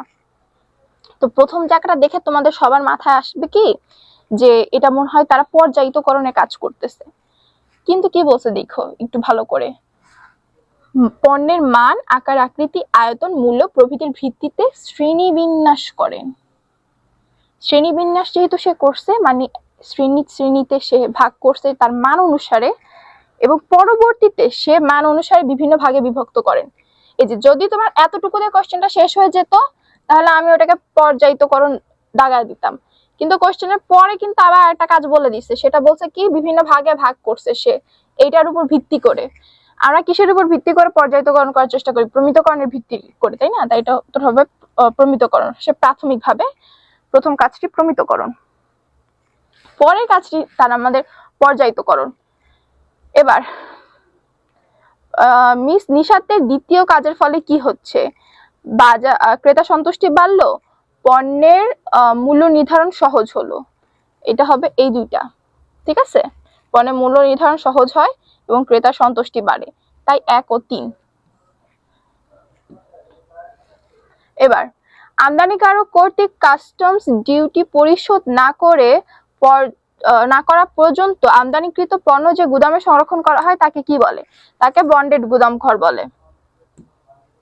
এবার 18 নম্বর, কিভাবে পণ্যের মৌসুমী চাহিদা পূরণ করা সম্ভব হয়? পরিবহনের মাধ্যমে, সংরক্ষণের মাধ্যমে, যথাসময়ে উৎপাদন করে, নাকি মূল্য হ্রাস করে? এটা হচ্ছে সংরক্ষণের মাধ্যমে। মৌসুমী চাহিদা মানে হচ্ছে গিয়ে মৌসুম অনুসারে যে চাহিদাটা তৈরি হয়। যেমন মনে করো আলু কিন্তু উৎপাদিত হচ্ছে শীতকালে, কিন্তু আমাদের আলুর চাহিদা থাকে পুরো 12 মাসে। তাহলে 12 মাসে আমরা কিভাবে আলুর সাপ্লাই পাচ্ছি? কারণ আমরা যখন শীতকালে আলু উৎপাদিত হচ্ছে, পর্যাপ্ত পরিমাণের আলুকে সংরক্ষণ করছি, এবং সংরক্ষণ করার ফলে আমরা সারা বছর সেটা ব্যবহার করতে পারি এবং আমাদের মৌসুমী চাহিদা পূরণ করা সম্ভব হয়। তো উত্তরটা হবে সংরক্ষণের মাধ্যমে। মিস্টার গালিব একজন মধ্যস্থ কারবারি। তিনি নিজস্ব পরিবহনের মাধ্যমে উৎপাদনকারীর নিকট হতে খুচরা ব্যবসায়ীর নিকট পণ্য পৌঁছান। আচ্ছা, মিস্টার গালিব কোন ধরনের উপযোগ সৃষ্টি করেন? নিজস্ব পরিবহনের মাধ্যমে। নিজস্ব পরিবহন ব্যবহার করে সে উৎপাদনকারী হতে খুচরা ব্যবসায়ীর নিকট পৌঁছান। তো এইখানে সে হচ্ছে তোমার স্থানগত উপযোগ সৃষ্টি করে, ঠিক আছে?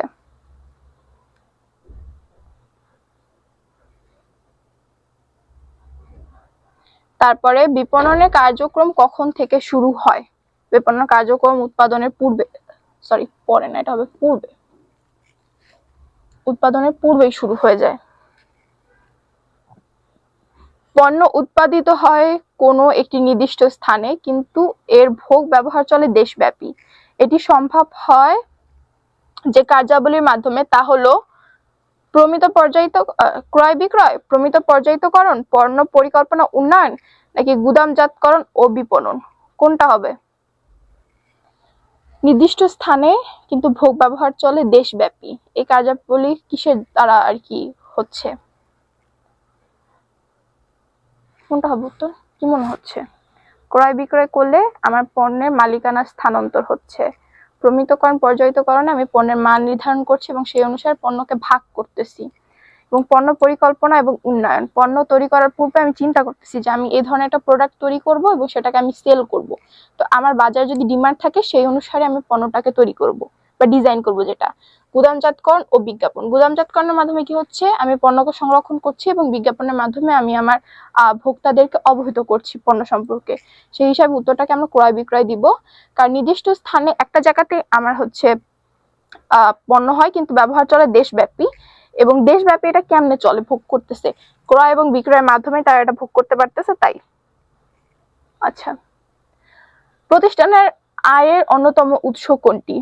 ক্রয়, বিজ্ঞাপন, বিক্রয়, না ঋণ গ্রহণ? কোনটা? বিক্রয়। 24 নাম্বারটা দেখো, পণ্যের প্রতি গ্রাহকের আকর্ষণ বৃদ্ধি করার জন্য যা প্রয়োজন তা হলো প্রমিতকরণ, পর্যায়িতকরণ, নকশা, না মোড়কীকরণ? মোড়কীকরণ। পণ্যের মোড়ক দ্বারা আমরা ক্রেতাকে আকর্ষণ করতে পারি পণ্যের প্রতি, তাই। আচ্ছা, বিশাল একজন ইলিশ মাছের বড় ব্যবসায়ী প্রচুর পরিমাণে বরিশালের ইলিশ সংগ্রহ করে বড়, মাঝারি ও ছোট 3 ভাগে ভাগ করেন। বড় ইলিশগুলো ভ্যাকুয়াম প্যাকে বেশি দামে বিদেশের বাজারে ও বাকি ইলিশ দেশীয় বাজারে বিক্রি করেন, ফলে তিনি অধিক মুনাফা লাভে সক্ষম হন। এখন প্রাথমিক পর্যায়ে বিপণনে কোন কাজটি সম্পাদন করেন? প্রাথমিক পর্যায়ে সে পর্যায়িতকরণ করেছে, সে বড়, মাঝারি, ছোট 3 ভাগে ভাগ করেছে তাই। এবার বিশালের অধিক মুনাফা লাভের কারণ কি? ক্রেতা সন্তুষ্টি, মৌলিকীকরণ এবং সম্পদের সঠিক ব্যবহার। কোনটা হবে? উত্তরটা হচ্ছে 3টাই হবে। সম্পদের সঠিক ব্যবহার হচ্ছে সে দেশীয় চাহিদা মিটিয়ে বিদেশে সেটা রপ্তানি করছে। মৌলিকীকরণ, সে বিদেশি স্ট্যান্ডার্ড অনুসারে এমন ভাবে প্যাকেট করার ব্যবস্থা করেছে যাতে করে পণ্যটা নষ্ট না হয় মাছগুলো, এবং সেটা যেন একদম তরতাজা ভাবে বিদেশে যেতে পারে। এছাড়াও ক্রেতারা সন্তুষ্ট হয়েছে দেশের বাজারে, যেহেতু সে বিভিন্ন আকারে ভাগ করে বিক্রি করছে এবং যার যে পরিমাণ সামর্থ্য আছে বা চাহিদা আছে সেই অনুসারে সে ক্রয় করতে পারছে। তাই উত্তরটা হবে 1, 2, 3। এবার 27, বিপণনের মাধ্যমে যে সকল উপযোগ সৃষ্টি হয় তা হলো সময়গত, সত্যগত, স্থানগত। 3টাই হয়। এবার জনাব মামুন খাগড়াছড়ি থেকে আনারস সংগ্রহ করে খুচরা ব্যবসায়ীর নিকট সরবরাহ করেন। জনাব মামুনের কাজের মাধ্যমে কোন ধরনের উপযোগ সৃষ্টি হয়? সে খাগড়াছড়ি থেকে আনারস সংগ্রহ করে খুচরা ব্যবসায়ীর নিকট সরবরাহ করেন। সে খাগড়াছড়ি থেকে আচ্ছা, এখানে একটা জিনিস বলি, সেটা হচ্ছে স্থানগত। অনেকে বলবা কিন্তু এটা স্থানগত হবে না কেন? সেটা হচ্ছে সে খাগড়াছড়ি থেকে আনারস সংগ্রহ করছে, কিন্তু করে সে কোন জায়গায় নিয়ে গেছে এটা কিন্তু বলা হয় নাই, স্পেসিফিক প্লেসের কথা বলা হয় নাই। যদি এখানে বলা হতো সে সংগ্রহ করে ঢাকায় নিয়ে আসছে, বরিশালে নিয়ে গেছে, তখন আমরা এখানে তোমার স্থানগত উপযোগ সৃষ্টি হচ্ছে বলতে পারতাম। কিন্তু সেটা না করে আমাদেরকে কি বলছে? যে খুচরা ব্যবসায়ীর নিকট সরবরাহ করেন। এখন খুচরা ব্যবসায়ীর নিকট সরবরাহের ফলে কি হয়েছে? সময়গত উপযোগ সৃষ্টি হয় নাই, রূপগত উপযোগ সৃষ্টি হয় নাই, স্থানগত আমাদের যেহেতু স্পেসিফিক জায়গা বলে নাই আমরা দিব না। সত্যগত উপযোগ, সত্যগত উপযোগ কি? সে হচ্ছে সরবরাহকারী, সে খুচরা ব্যবসায়ীর কাছে বিক্রি করছে, এটা হবে সত্যগত। এবার পূর্ব নির্ধারিত মান অনুযায়ী পণ্যকে বিভিন্ন ভাগে ভাগ করাকে কি বলে? কি বলে? পূর্ব নির্ধারিত মান অনুযায়ী পণ্যকে বিভিন্ন ভাগে ভাগ করাকে আমরা পর্যায়িতকরণ বলি। এবার জনাব শাহিন মুন্সিগঞ্জ থেকে উন্নত মানের আলু সংগ্রহ করে নিজস্ব ব্যবস্থাপনায় সংরক্ষণ করেন। পরবর্তীতে ক্রেতার চাহিদা অনুসারে সারা বছর আলু সরবরাহ করেন। এতে তিনি আর্থিকভাবে লাভবান হন এবং ক্রেতারা প্রয়োজন অনুসারে সারা বছর আলু ক্রয় করতে পারে। শাহিনের আলু সংরক্ষণ বিপণন কোন কাজে অন্তর্ভুক্ত? গুদামজাতকরণের। বলছিলাম না এই অধ্যায়টা শুরু করার সময় যে গুদামজাতকরণ থেকে অনেক প্রশ্ন আসবে তোমাদের পরীক্ষার মধ্যে।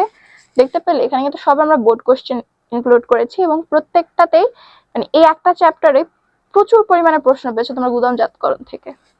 তাই এই গুদামজাতকরণটা একটু ভালোভাবে পড়ে ফেলবা। এখন আসো, মিসেস রায়হান একটি বুটিক কারখানার মালিক। তিনি আয়তন, ঘনত্ব, পেশা, ধর্ম এবং আয়ের কথা বিবেচনা করে ঢাকা ও চট্টগ্রামে 2টি বুটিক শপ স্থাপন করেন। এছাড়া উদ্বোধন উপলক্ষে তিনি তার বুটিক শপে ওপর 1 মাসের জন্য 10% মূল্য ছাড় ঘোষণা করেন। আচ্ছা, বিক্রয় বৃদ্ধির জন্য বিপণন মিশ্রণে কোন উপাদানটির উপর গুরুত্ব আরোপ করেছে? পণ্য, মূল্য, বন্টন, প্রসার। কোনটার উপরে? এটাকে আমরা বলবো প্রসার। প্রসার কেন? প্রসার হচ্ছে সেটাকে বলা হয় স্বল্প, মানে তোমার হচ্ছে স্বল্প সময়ের মধ্যে বিক্রয় বৃদ্ধির জন্য অনিয়মিতভাবে আমরা যে কার্যক্রমগুলো গ্রহণ করি তাকে বলা হয় তোমার প্রসার। সে বলছে 1 মাসের জন্য 10% ছাড় দিচ্ছে, সে নিয়মিত এটা করবে না, জাস্ট 1 মাসের জন্য, তাই এটা প্রসার। এবার উদ্দীপকে মিসেস রায়হান বাজার বিভক্তিকরণের জন্য যে চলকের উপর নির্ভর করেছেন তা হলো ভৌগোলিক, জনসংখ্যা ভিত্তিক নাকি আচরণিক? কি ছিল চলকগুলো আমাদের? আয়তন, ঘনত্ব, পেশা, ধর্ম এবং আয়ের কথা বিবেচনা করেছেন। আর এখানে আমাদের চলকগুলা কি? ভৌগোলিক যেটা আমরা পেয়েছিলাম, আচরণ জনসংখ্যা বিষয়ক যেটা আমরা পেয়েছিলাম, আচরণিকটা আমরা পাইনি। যেহেতু আচরণিক পাইনি তাই 1 ও 2 হবে উত্তর। 3, বাজার বিভক্তিকরণের সুবিধা হলো অপচয় হ্রাস, পণ্যের উন্নয়ন, প্রতিযোগিতামূলক শক্তি বৃদ্ধি। কোনটা হবে? উত্তরটা হবে 1, 2, 3। এবার 4 নাম্বার, বিপণন মিশ্রণের ধারাবাহিকতা নির্দেশ করে নিচের কোনটি? সোজা সাপটা ভাবে মনে রাখবা, পণ্য, মূল্য, বন্টন, প্রসার। এটা হচ্ছে তোমার ক্রম। পণ্য, মূল্য, বন্টন, প্রসার। কোথায় আছে দেখো? পণ্য, মূল্য, প্রসার, বন্টন হবে না।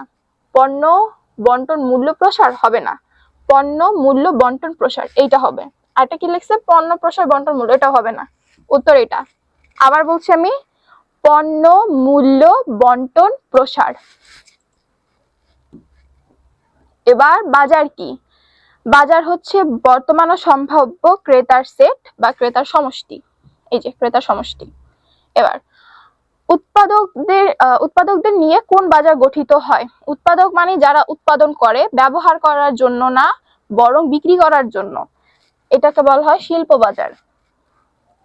এবার ভোক্তার রুচি, পছন্দ, অভ্যাস, প্রয়োজন ও চাহিদা সম্পর্কে যে তথ্য সংগ্রহ করা হয় তাকে কি বলে? বাজার তথ্য।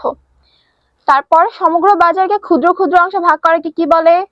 খুবই ইম্পর্টেন্ট একটা কোশ্চেন, এটা হচ্ছে বাজার বিভক্তিকরণ, যেটা নিয়ে আমাদের এই অধ্যায়টা।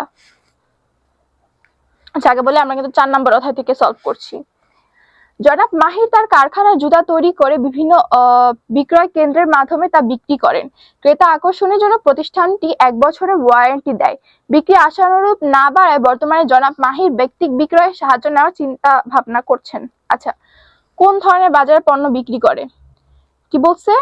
তার কারখানায় জুতা তৈরি করেন এবং বিভিন্ন বিক্রয় কেন্দ্রের মাধ্যমে তা বিক্রি করেন। সে বিক্রয় কেন্দ্র ব্যবহার করে সেটা বিক্রি করতেছে। কার কাছে বিক্রি করতেছে? ভোক্তার কাছে বিক্রি করতেছে, ভোক্তা বাজারে।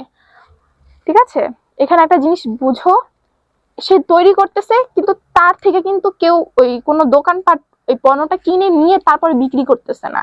সে তৈরি করতেছে, সে একটা দোকানকে মাধ্যম বানিয়ে তারপরে বিক্রি করে ফেলতেছে। উৎপাদন করছে, একটা দোকানকে সে মাধ্যম বানিয়েছে, তারপর সে সেটা বিক্রি করে দিচ্ছে। তো এখানে এটা পূর্ণ বিক্রেতা এটা হবে না, এটা শিল্প হবে, এটা ভোক্তা বাজার হবে। তারপরে 10 নাম্বার, বিক্রি বাড়ানোর জন্য জনাব মাহির বিপণন মিশ্রণের কোন হাতিয়ারটি ব্যবহার করতে চাচ্ছেন? এই যে সে ক্রেতা আকর্ষণের জন্য প্রতিষ্ঠানটি 1 বছরের ওয়ারেন্টি দেয়। বিক্রি আশানুরূপ না বাড়ায় বর্তমানে ব্যক্তিক বিক্রয় সাহায্য নিবে ভাবছে। ব্যক্তিক বিক্রয়, এইটা 3টার মধ্যে কোনটার অংশ? প্রসারের। এবার বাংলাদেশের একটি স্বনামধন্য প্রতিষ্ঠান হামজা লিমিটেড। প্রতিষ্ঠানটি বাংলাদেশের নারী ক্রিকেটার দলকে বিদেশে বিভিন্ন টুর্নামেন্টে অংশগ্রহণের জন্য পৃষ্ঠপোষকতা করে আসছে। আচ্ছা, হামজা লিমিটেড কোন ধরনের বিপণন প্রসার হাতিয়ার হিসেবে ব্যবহার করছে? বিজ্ঞাপন, প্রত্যক্ষ বিপণন, বিক্রয় প্রসার, নাকি জনসংযোগ? জনসংযোগ। তারপর হচ্ছে হামজা লিমিটেডের গৃহীত বিপণন প্রসারের কৌশল ব্যবহারের ফলে প্রতিষ্ঠান সম্পর্কে অনুকূল মনোভাব তৈরি হবে, বিভিন্ন পক্ষের সাথে সুসম্পর্ক গড়ে উঠবে, পণ্যের একক প্রতি মূল্য বাড়বে। এটা হবে না, বাকি দুইটা হবে। সো উত্তর হচ্ছে আমাদের 1 ও 2। এবার জনাব আনাস একজন বিপণন ব্যবস্থাপক। তিনি তার প্রতিষ্ঠানের উৎপাদিত পণ্যকে ক্রেতাদের আয়, বয়স ও অঞ্চলের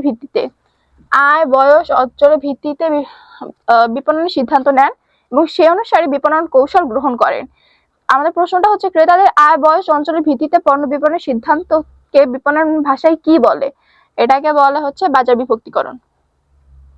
জনাব আনাসের গৃহীত সিদ্ধান্তের ফলে ক্রেতা সন্তুষ্টি অর্জিত হয়, মার্কেট শেয়ার বৃদ্ধি পায়, মুনাফার পরিমাণ বৃদ্ধি পায়।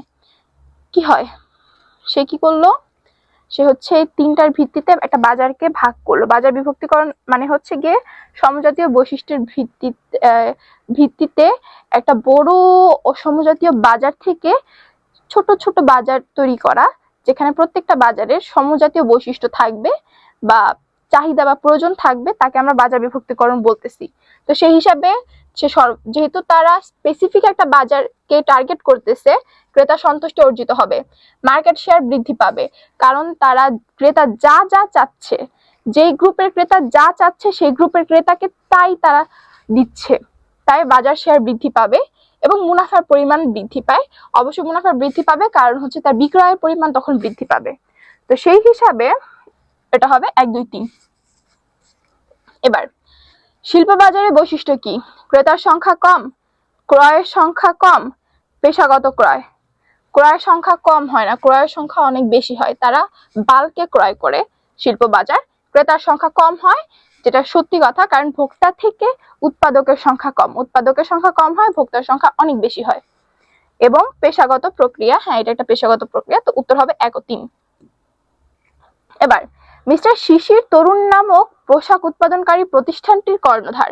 তিনি তার প্রতিষ্ঠানে উৎপাদিত পণ্য বাজারকে ভোক্তা সামাজিক শ্রেণী তথা সামাজিক শ্রেণী মানে মনস্তাত্ত্বিক ও উচ্চ মধ্য নিম্নবিত্ত অনুসারে বিভক্ত করেন। আশানুরূপ সাফল্য না পেয়ে তিনি জনসংখ্যা তথা ক্রেতাকে সংখ্যার ভিত্তিতে বাজারকে বিভক্ত করে সফলতা পান। আচ্ছা, প্রথমে সে কি হিসাবে বাজার বিভক্তকরণ করছিল?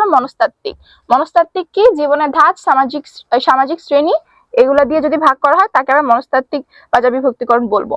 এখন শিশিরের পরবর্তী গৃহীত বাজার বিভক্তিকরণ সিদ্ধান্তের ফলে প্রতিযোগিতা মোকাবেলা সহজ হবে, বাজার শেয়ার বাড়বে, পণ্যের একক প্রতি মূল্য বাড়বে। এটা হবে না, 1 ও 2 হবে। এবার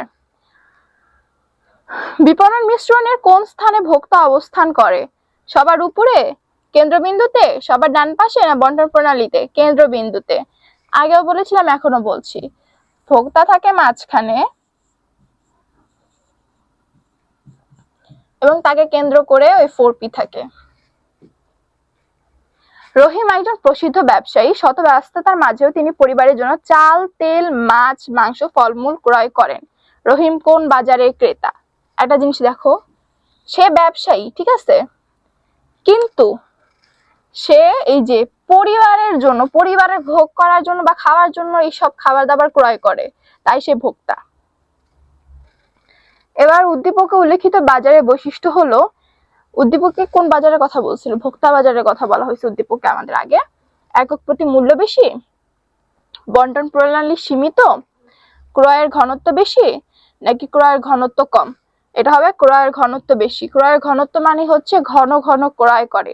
ভোক্তা বাজারে কম করে তারা ক্রয় করে, বাল্কে ক্রয় করে না, কিন্তু একটু পরপরই ক্রয় করে।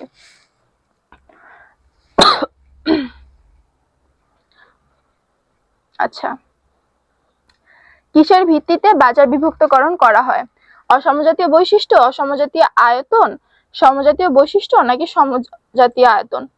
সমজাতীয় বৈশিষ্ট্য। রংধনু তাদের নিজস্ব শোরুমে বিভিন্ন কোম্পানি মোবাইল ফোন বিক্রি করেন। প্রতিষ্ঠানটি অল্প বয়সী যুবক যুবতীদের জন্য 5G সুবিধা সংবলিত গ্যালাক্সি G3 এবং বয়স্ক লোকজনের জন্য টাচ গোল্ড 1 বিক্রি করে অধিক সফলতা লাভ করেন। আচ্ছা, উদ্দীপকের রংধনু ভোক্তা বাজার বিভক্তিকরণে কোন ধরনের ভিত্তি ব্যবহার করছেন? কোন ধরনের ভিত্তি তারা ব্যবহার করতেছে? ভৌগোলিক, মনস্তাত্ত্বিক, আচরণিক, জনসংখ্যাগত। কার্যকর বাজার বিভক্তিকরণের বিবেচ্য বিষয় হচ্ছে পরিমাপ যোগ্যতা, প্রবেশ যোগ্যতা, পৃথকীকরণ, তিনটাই।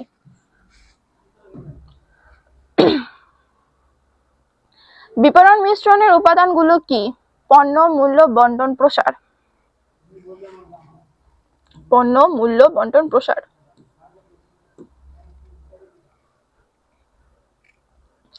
বিপণন প্রসারের অন্তর্ভুক্ত বিষয়গুলো হলো ব্যক্তিক বিক্রয়, বন্টন, না বিক্রয় প্রসার? কোনটা? বন্টন হবে না, বন্টন 4P-র অংশ। উত্তর হবে 1 ও 3। এবার বিপণন মিশ্রণে কেন্দ্র বিন্দুতে কে থাকে? ভোক্তা। যারা ব্যক্তিগত ভোগের জন্য পণ্য ক্রয় করে তারা কোন বাজারের অন্তর্ভুক্ত?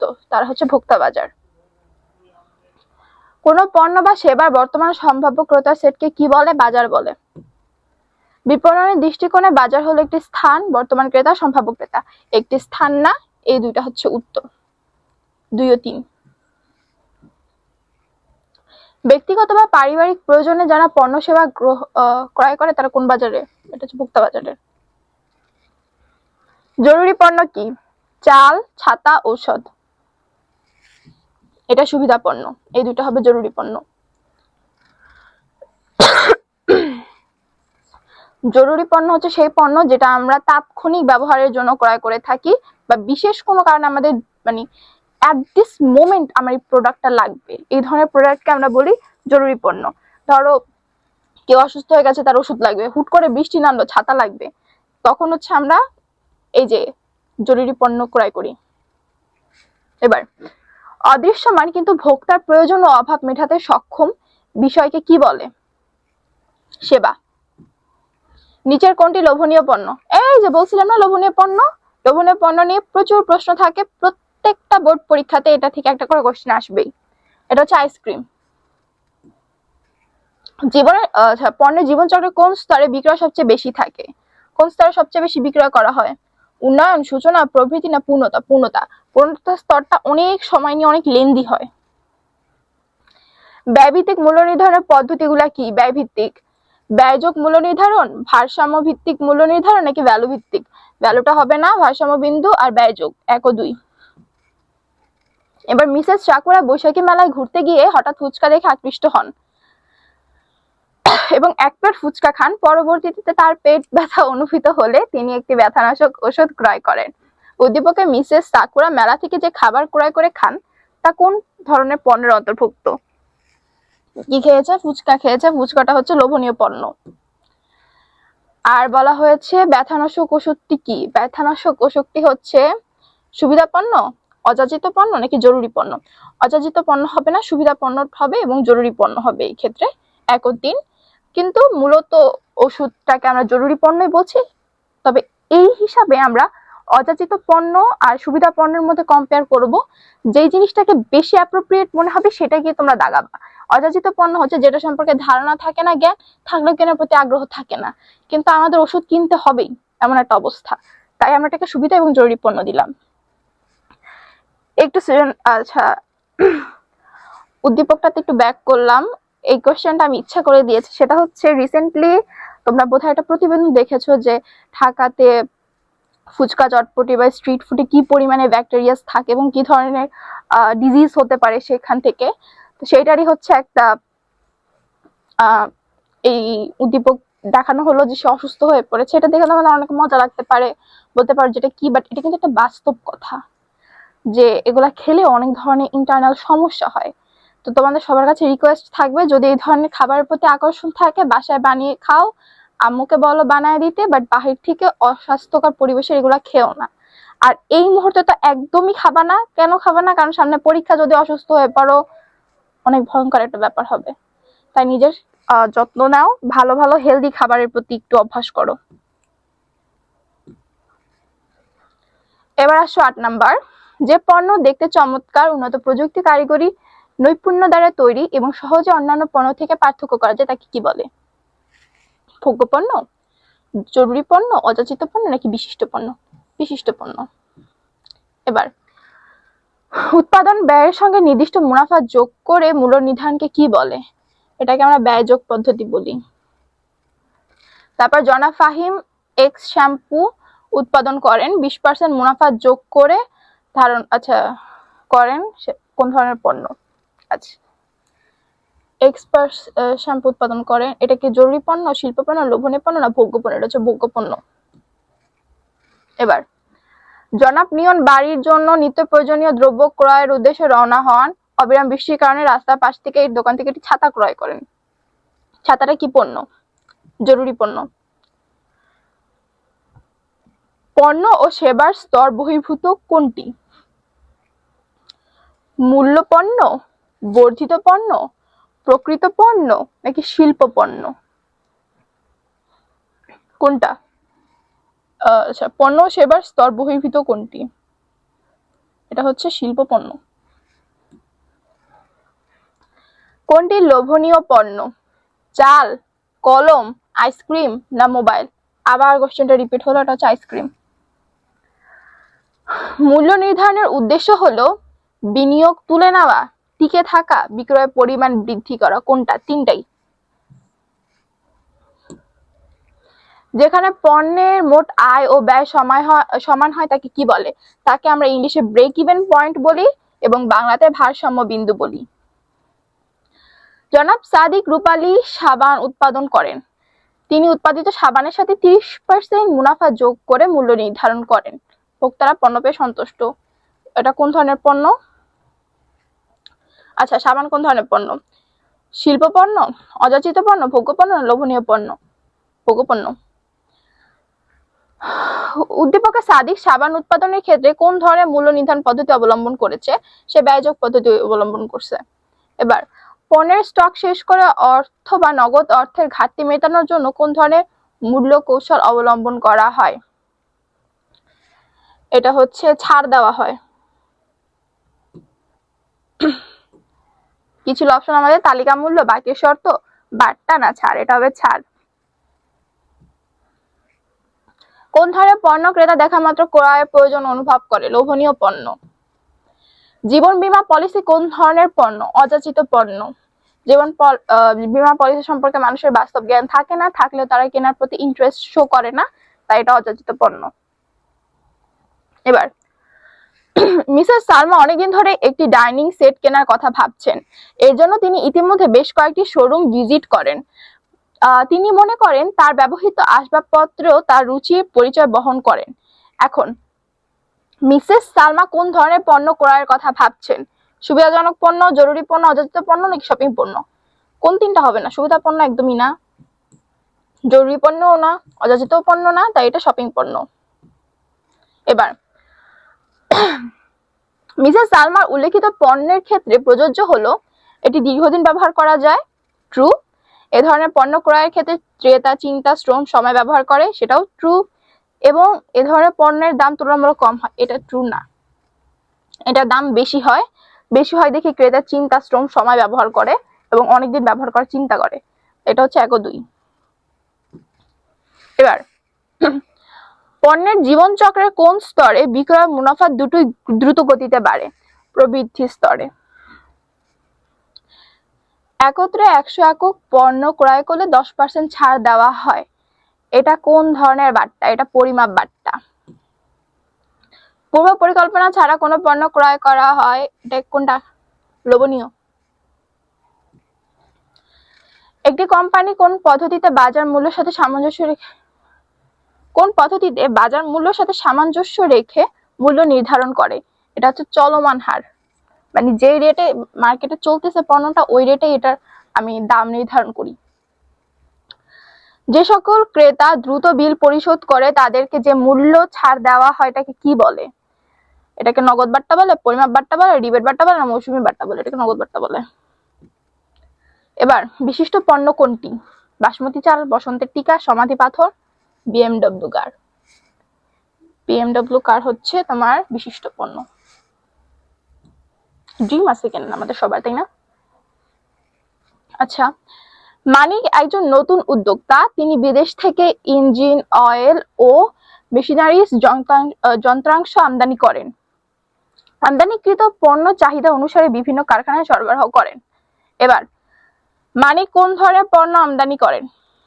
কোন ধরনের? ভোগ্য, শপিং, শিল্প, জরুরি? শিল্প। কেন শিল্প? সে আমদানিকৃত পণ্য চাহিদা অনুসারে বিভিন্ন কারখানায় সরবরাহ করে এবং কারখানারা ওইটাকে ব্যবহার করে মেশিন তৈরি করে, তাই শিল্প পণ্য। অর্থাৎ এখানে মানিক হচ্ছে সরবরাহকারী। এবার আমদানিকৃত পণ্যের যে বৈশিষ্ট্যগুলো বিরাজমান তা হলো সীমিত বাজার, একক প্রতি মূল্য বেশি, আর অল্প পরিমাণে ক্রয়। জিনিসটা হচ্ছে 1 ও 2, কারণ আমরা জানি অল্প পরিমাণে ক্রয় করে থাকে ভোক্তা বাজার, শিল্প বাজার বাল্কে ক্রয় করে বা অনেক বেশি পরিমাণ ক্রয় করে, তাই এটার উত্তরটা হবে 1 ও 2। এখন আমরা 6 নাম্বার অধ্যায় সলভ করব। এটা হচ্ছে শক্তিশালী ব্র্যান্ড পছন্দ এবং ভোক্তা আনুগত্য নিচের কোন পণ্যের ক্ষেত্রে প্রযোজ্য? শক্তিশালী ব্র্যান্ড পছন্দ এবং ভোক্তার আনুগত্য এটা হচ্ছে তোমার বিশিষ্ট পণ্যের ক্ষেত্রে। নিচে আচ্ছা, কোন পণ্যের বন্টন প্রণালী দীর্ঘ হয়? ভোগ্য পণ্যের বন্টন প্রণালী দীর্ঘ হয়। কোনটি প্রতিনিধি মধ্যস্থ কারবারি? পাইকারি ব্যবসায়ী, খুচরা ব্যবসায়ী, দালাল না ফরিয়া? ফরিয়া হচ্ছে এটা। বন্টন প্রণালী সৃষ্টি করে সময়গত উপযোগ, রূপগত উপযোগ না স্থানগত উপযোগ? রূপগত উপযোগ সৃষ্টি করবে না, ঠিক আছে? বন্টন প্রণালী সৃষ্টি করবে শুধুমাত্র সময়গত উপযোগ, স্থানগত উপযোগ। সুতরাং উত্তর হবে 1 ও 3। এবার ফরিয়া কোন ধরনের মধ্যস্থ ব্যবসায়ী? প্রতিনিধি। কোনটি লোভনীয় পণ্য? চটপটি, আসবাবপত্র, দামি গাড়ি, মোবাইল ফোন? চটপটি। আচ্ছা, এখানে দেখে কিছু কোশ্চেন দেখে তোমার মনে হচ্ছে না এটা আগের চ্যাপ্টার থেকে রিপিট করছে? আগের চ্যাপ্টারটা আর এই চ্যাপ্টারটা এটা হচ্ছে ইন্টারকানেক্টেড। তোমার লাস্টের দিক থেকে যতগুলো চ্যাপ্টার আছে সব চ্যাপ্টারগুলো ইন্টারকানেক্টেড হওয়ার কারণে তোমার মনে হতে পারে যে এটা আগের চ্যাপ্টারে বা পরের চ্যাপ্টারে, কিন্তু যেহেতু ইন্টারকানেক্টেড তার মানে এটা হচ্ছে মিক্স করা চ্যাপ্টার, ঠিক আছে? তাই প্রশ্নগুলো একটু মিক্স হয়, কনসেপ্টগুলো একটু মিক্স হয়। এবার দালাল তার কাজের বিনিময়ে কি পায়? মুনাফা, বেতন, কমিশন না মজুরি? সে কমিশন পায়। জারিন গ্রুপ একটি উৎপাদনধর্মী প্রতিষ্ঠান। উক্ত প্রতিষ্ঠানের পণ্য মিস্টার জাওয়াদ বাজারে সরবরাহ করেন। তিনি পণ্য নিজে রেখে পরবর্তীতে তা বিক্রয় করেন, বিনিময়ে তিনি কমিশন নেন। আচ্ছা, জাওয়াদ কোন ধরনের মধ্যস্থতা ব্যবসায়ী? আচ্ছা, জারিন গ্রুপ একটি উৎপাদনধর্মী প্রতিষ্ঠান। উক্ত প্রতিষ্ঠানের পণ্য মিস্টার জাওয়াদ বাজারে সরবরাহ করেন, তিনি পণ্য নিজে রাখেন এবং পরবর্তীতে তা বিক্রি করে দেন, বিনিময়ে তিনি কমিশন নেন। কমিশন নেন এই হিসাবে সে হচ্ছে বিক্রয় প্রতিনিধি হবে আমাদের। এবার উদ্দীপকের জনাব জাওয়াদের কাজ হলো ঝুঁকি গ্রহণ, বকেয়া আদায় এবং পণ্য সংগ্রহ। উত্তর হচ্ছে তিনটাই। সে বকেয়া অর্থ আদায় করে, সে পণ্য সংগ্রহ করে এবং ঝুঁকিও গ্রহণ করে। এবার জনাব তাহমিদ একজন ফল ব্যবসায়ী, তার বাগানে ফল নিজস্ব দোকানের মাধ্যমে ভোক্তার নিকট বিক্রয় করে, এতে বন্টন প্রাণী কততম? 1। এবার বন্টন প্রণালীতে কে সর্বশেষ অবস্থান করে? ভোক্তা। রাজশাহীর রাকিন শামস গ্রুপের পণ্য বন্টনের দায়িত্ব পান, বিনিময় বিক্রি ওপর তিনি কমিশন পান। এখানে রাকিব কোন ধরনের মধ্যস্থ ব্যবসায়ী? সে পণ্য বন্টনের দায়িত্ব পেল এবং বিনিময়ে বিক্রির ওপর তিনি কমিশন পাচ্ছেন। এখানে সে কোন ধরনের মধ্যস্থ ব্যবসায়ী? আমরা বলবো এখানে সে প্রতিনিধি। এবার বন্টন প্রণালীর কাজ হচ্ছে সংযোগ স্থাপন, অবহিত করা নাকি ঝুঁকি গ্রহণ? বন্টন প্রণালীর কাজ হচ্ছে তোমার সংযোগ স্থাপন করা, ঝুঁকি গ্রহণ করা। অবহিত করা এটার কাজ হচ্ছে তোমার প্রসারের বা বিজ্ঞাপনের, সেই হিসাবে উত্তরটা হবে 1 ও 3। কার্যভিত্তিক বার্তা কাদেরকে দেওয়া হয়? মধ্যস্থকারীদেরকে। কোন ধরনের পণ্যের বন্টন প্রণালী সাধারণত দীর্ঘ হয়? ভোগ্য পণ্য, আমরা বলেছিলাম আগে। বন্টন প্রণালীতে যে ধরনের উপযোগ সৃষ্টি করা হয় তা হলো সত্যগত, সেবাগত, সময়গত। এটা তিনটাই হবে। হ্যাঁ।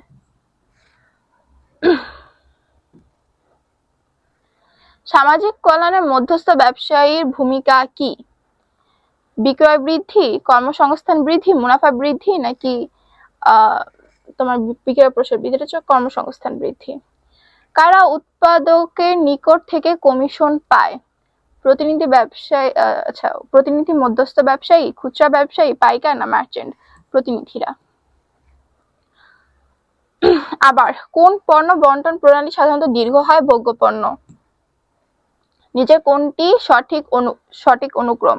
উৎপাদনকারী, পাইকার, ভোক্তা, খুচরা ব্যবসা। আচ্ছা, একটা জিনিস বলে রাখি, উৎপাদনকারী একদম প্রথমে থাকে এবং ভোক্তা একদম শেষে থাকে, মাঝখানে তোমার হচ্ছে যা চেঞ্জেস হবে।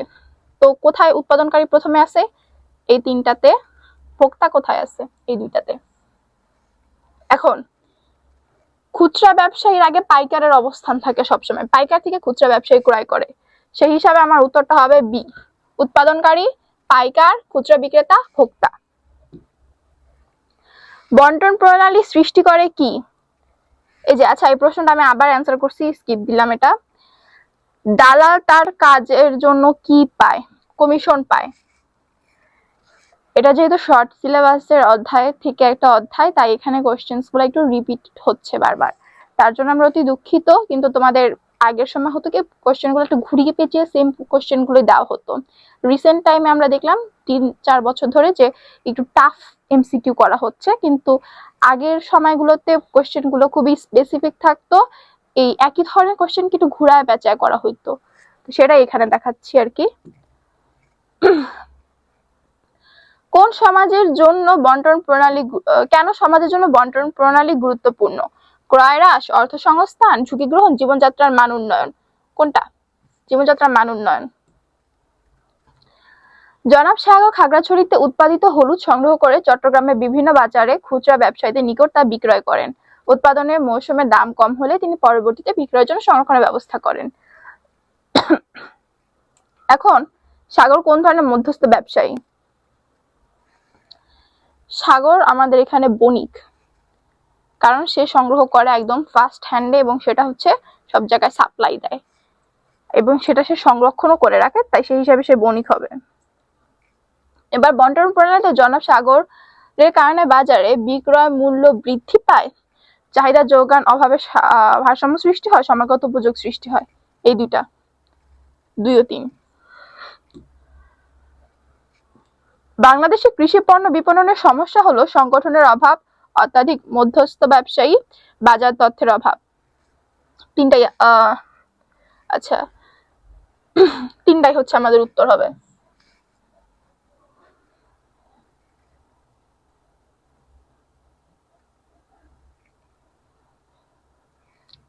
আচ্ছা, কি ছিল? বন্টন প্রণালীর কাজ কোনটি? উৎপাদন করা, অর্থ সংস্থানের ব্যবস্থা করা, ব্যবস্থাপনার কাজ পরিচালনা করা, নাকি ভোক্তার নিকট পণ্য পৌঁছানো? এটা হবে ভোক্তার নিকট পণ্য পৌঁছানো। এবার জনাব কুবের একজন মাছ ব্যবসায়ী, তিনি পুকুরে টাটকা মাছ নিজস্ব দোকানের মাধ্যমে ভোক্তাদের নিকট বিক্রয় করেন। কুবের বন্টন প্রণালীটি কত স্তর বিশিষ্ট? তিনি হচ্ছে এটার আগে ওরকম একটা কোশ্চেন আমরা পেয়েছিলাম যেখানে হচ্ছে তারা নিজেরা কালেক্ট করে নিজেদের দোকানের মাধ্যমে বিক্রয় করে, সেটাকে আমরা 1 দিয়েছিলাম, তো উত্তরটা 1 হবে। আচ্ছা, নিচের কোনটি মধ্যস্থ ব্যবসায়ীর উদাহরণ? উৎপাদক, পাইকার, ভোক্তা না বীমা? পাইকার। তারপরে নিচের কোন পণ্যের বন্টন প্রণালী সাধারণত দীর্ঘ হয়? চাল, আটা, ভারী যন্ত্রপাতি, সার, কীটনাশক, সিমেন্ট, বালি। আমরা জানি যে চাল, আটা, এটা হচ্ছে ওই প্রশ্নটা যে কোন বাজারের বন্টন প্রণালী দীর্ঘ হয়, ভোগ্য পণ্যের বাজারে। সেটা এখানে তুমি খুঁজে বের করবা কোনটা ভোগ্য পণ্য, এটা ভোগ্য পণ্য, তাই এটার বাজার প্রণালী দীর্ঘ। আচ্ছা, পাইকারি ব্যবসার বৈশিষ্ট্য কোনটি? সীমিত লেনদেন, কম ঝুঁকি, ক্ষুদ্র সংগঠন, অধিক মূলধন? অধিক মূলধন, কারণ পাইকারকে নিজের কিনতে হয় অনেক করে, তারপরে সেইটা আবার বিক্রি করতে হয়, তাই মূলধন বেশি লাগে এটাতে। আভা কোম্পানি নিজস্ব কারখানায় বিভিন্ন ধরনের জুতা তৈরি করে। এরা নিজেদের কোম্পানির জুতা দেশের বিভিন্ন বড় বড় শহরগুলোতে নিজস্ব শোরুমের মাধ্যমে ভোক্তাদের নিকট ক্রয় করে। আচ্ছা, তো এটা কোন ধরনের বিপণনী? এটা হচ্ছে বহুশাখা বিপণী। এবার আভা কোম্পানির লাভের কারণ হলো কম উপরি ব্যয়, মধ্যস্থ ব্যবসায়ীদের প্রহার, নিজস্ব ব্যবস্থাপনা পরিচালন। এটা হচ্ছে 1, 2, 3। তারপরে সুপার স্টোরের বৈশিষ্ট্য হলো ক্ষুদ্রায়তনের প্রতিষ্ঠান, বৃহদায়তনের প্রতিষ্ঠান, খুচরা ব্যবসায় প্রতিষ্ঠান। এটা হবে না, সুপার স্টোর অনেক বড় হয় এবং খুচরা ব্যবসায়ী প্রতিষ্ঠান হয়, তাই এটা হবে 2 ও 3। তারপরে বিভাগীয় বিপণীর বৈশিষ্ট্য কোনটি? একাধিক শাখার উপস্থিতি, একই দালানে অবস্থিত, কেন্দ্রীভূত ক্রয়, কম মূল্যে পণ্য বিক্রয়। একই দালানে অবস্থিত। আচ্ছা, এক্স এন্টারপ্রাইজ নিজস্ব কারখানায় বিভিন্ন প্রকার ফ্যান উৎপাদন করে দেশের বিভিন্ন শহরে অবস্থিত নিজস্ব শোরুমের মাধ্যমে ভোক্তাদের নিকট বিক্রয় করেন। ফলে তুলনামূলকভাবে অধিক মুনাফা অর্জিত হয়। এতে কোম্পানিটি ব্যবসায় সফল। তো কোন ধরনের বিপণী প্রতিষ্ঠান? সে কি করছে আগে একটু দেখো। নিজস্ব কারখানায় বিভিন্ন ধরনের ফ্যান উৎপাদন করে দেশের বিভিন্ন শহরে অবস্থিত নিজস্ব শোরুমের মাধ্যমে ভোক্তাদের নিকট পাঠায় দিছে, নিজস্ব শোরুমে পাঠাইছে। তাহলে এখানে তাকে কি বলা যায়? চেইন স্টোর, বিভাগীয়, নাকি সুপার স্টোর, না বহু শাখা বিপণী? নিজস্ব স্টোরে বিক্রি করছে, নিজস্ব কারখানা থেকে বিক্রি করছে, তাই এটা হচ্ছে বহু শাখা বিপণী। তারপরে এক্স এন্টারপ্রাইজের সাফল্যের কারণ হচ্ছে কম উপরি ব্যয়, নিজস্ব ব্যবস্থাপনা পরিচালনা, একই বিক্রয় নীতি। 3টাই হবে। এর আগেও আমরা এরকম একটা প্রশ্ন পড়লাম না, দেখেছো যে সেম জিনিসই কিন্তু তারা করতেছে। এটাই হতো আগের সময়, যে আমরা যদি আগের বোর্ড কোশ্চেনগুলো দেখি যে তারা একই ধরনের প্রশ্নকে একটু ঘুরায় পেঁচায় করতেছে, কিন্তু আমাদের সময় এসে আমাদের তোমার প্রশ্নগুলো উচ্চতর দক্ষতা লেভেলে চলে গিয়েছে। মানে শর্ট সিলেবাসের যে শর্ট সিলেবাসের মধ্যেকার যে চ্যাপ্টারগুলো ছিল সেগুলো যদি বোর্ড কোশ্চেন তুমি প্র্যাকটিস করো, তুমি দেখবা যে বেশিরভাগ কোশ্চেনই এখনকার সময় উচ্চতর দক্ষতা থেকে আসছে, কিন্তু শর্ট সিলেবাসের বহির্ভূত চ্যাপ্টারগুলোতে বেশিরভাগই জ্ঞানমূলক প্রশ্ন দেওয়া হতো আমাদেরকে। তা বুঝতে পারছো যে তোমার এক্সামের প্যাটার্নটা কতটা কম্পিটিটিভ হচ্ছে, সেই হিসাবে একটু ভালো করে পড়াশোনা করো। আচ্ছা, স্বসেবা মানে সেলফ সার্ভ খুচরা ব্যবসায়ী কোনটি? সুপার স্টোর, সুপার মার্কেট, সুবিধা স্টোর নাকি চেইন মার্কেট? এটা হচ্ছে সুপার মার্কেট। সুপার মার্কেটে আমরা নিজেরা যাই, নিজেদের পছন্দ মতো প্রোডাক্ট উঠাই, কার্টে রাখি এবং পরে গিয়ে বিল পেমেন্টটা পরিশোধ করি। তো এটা হচ্ছে সুপার মার্কেট হবে। এবার বাংলাদেশে খুচরা ব্যবসায়ের সমস্যা হলো মূল্যের সমরূপতা, ত্রুটিপূর্ণ হিসাব রক্ষণ, অনুন্নত পরিবহন ব্যবস্থা। এটা হবে না, বাকি দুইটা হবে। উত্তর হচ্ছে 2 ও 3। এবার বহুশাখা বিপণীর বৈশিষ্ট্য কি? কেন্দ্রীয় ব্যবস্থাপনা, ডিসকাউন্টেড বিক্রয়, বিভিন্ন কোম্পানি বিক্রয়। আচ্ছা, এটা হচ্ছে কেন্দ্রীয় ব্যবস্থাপনা। কেন্দ্রীয় ব্যবস্থাপনা কি? একটা জায়গায় এটা বানানো হচ্ছে সবকিছু এবং সেটাকে পুরা দেশে ছড়া দেওয়া হচ্ছে নিজস্ব স্টোর গুলাতে। তাই আমরা সেটাকে আমরা হচ্ছে বহু শাখা বিপণী বলি। আর এটার মূল বৈশিষ্ট্য হচ্ছে এটা কেন্দ্রীয় ব্যবস্থাপনা। আচ্ছা, জনাব মামুন পুরান ঢাকা থেকে শাড়ি, 3 পিস, বেডশিট কিনে বাড়ি বাড়ি ঘুরে সেগুলো বিক্রয় করে। অপরদিকে জনাব রশিদ নিজস্ব অর্থতে বনানীত প্রসাধনী সামগ্রীর দোকান খোলে। মাঝে মাঝে তিনি উৎপাদনকারী প্রতিনিধি হিসেবে তাদের পণ্য বিক্রয়ের দায়িত্ব নেন। এখন মামুন কোন ধরনের খুচরা ব্যবসায় নিয়োজিত? ভ্রাম্যমাণ খুচরা ব্যবসা, সীমিত খুচরা ব্যবসা, স্বসেবা খুচরা ব্যবসা নাকি পূর্ণ সেবাদানকে খুচরা ব্যবসা? ভ্রাম্যমাণ খুচরা ব্যবসা। আর জনাব রশিদ মধ্যস্থ ব্যবসায়ী, তা হলো বণিক মধ্যস্থ ব্যবসায়ী, প্রতিনিধি মধ্যস্থ ব্যবসায়ী নাকি কার্যভিত্তিক মধ্যস্থ ব্যবসায়ী? সে কি করছে? মাঝে মাঝে উৎপাদনকারী প্রতিনিধি হিসেবে পণ্যের দায়িত্ব নেন এবং নিজস্ব অর্থে বনানীতে প্রসাধনী সামগ্রী দিছে। সেই হিসাবে সে হচ্ছে তোমার এই যে বণিক আর প্রতিনিধি, এটা হবে। জনাব ফরিদ ও হাবিব সাহেব ঢাকার কয়েকটি জনবহুল ও বাণিজ্যিক এলাকার ফার্স্ট চয়েস নামে 10টি বিপণী খোলেন। দেশের বিভিন্ন উৎস হতে ফরমালিন মুক্ত ফলমূল, শাকসবজি, মাছ, মাংস সংগ্রহ করে তারা 10টি বিপণীতে একই নীতি কৌশলে ভোক্তাদের কাছে বিক্রয় করে। এখন বলা হয়েছে তাদের এটা কোন ধরনের বিপণী? এটা হচ্ছে super market, super store, chain store নাকি বহু শাখা বিপণী? কোনটা? আবার একটু ভালো করে প্রশ্নটা দেখো। ঢাকায় কয়েকটি জনবহুল বাণিজ্যিক এলাকার ফার্স্ট চয়েস নামে 10টি বিপণী খুলে, 10টা বিপণী খুলছে। দেশে বিভিন্ন উৎস হতে ফরমালিন মুক্ত ফলমূল, শাকসবজি, মাছ, মাংস সংগ্রহ করে একই নীতি ও কৌশল আলোকে ভোক্তাদের কাছে তা বিক্রয় করেন। এটা কি হবে? সরি,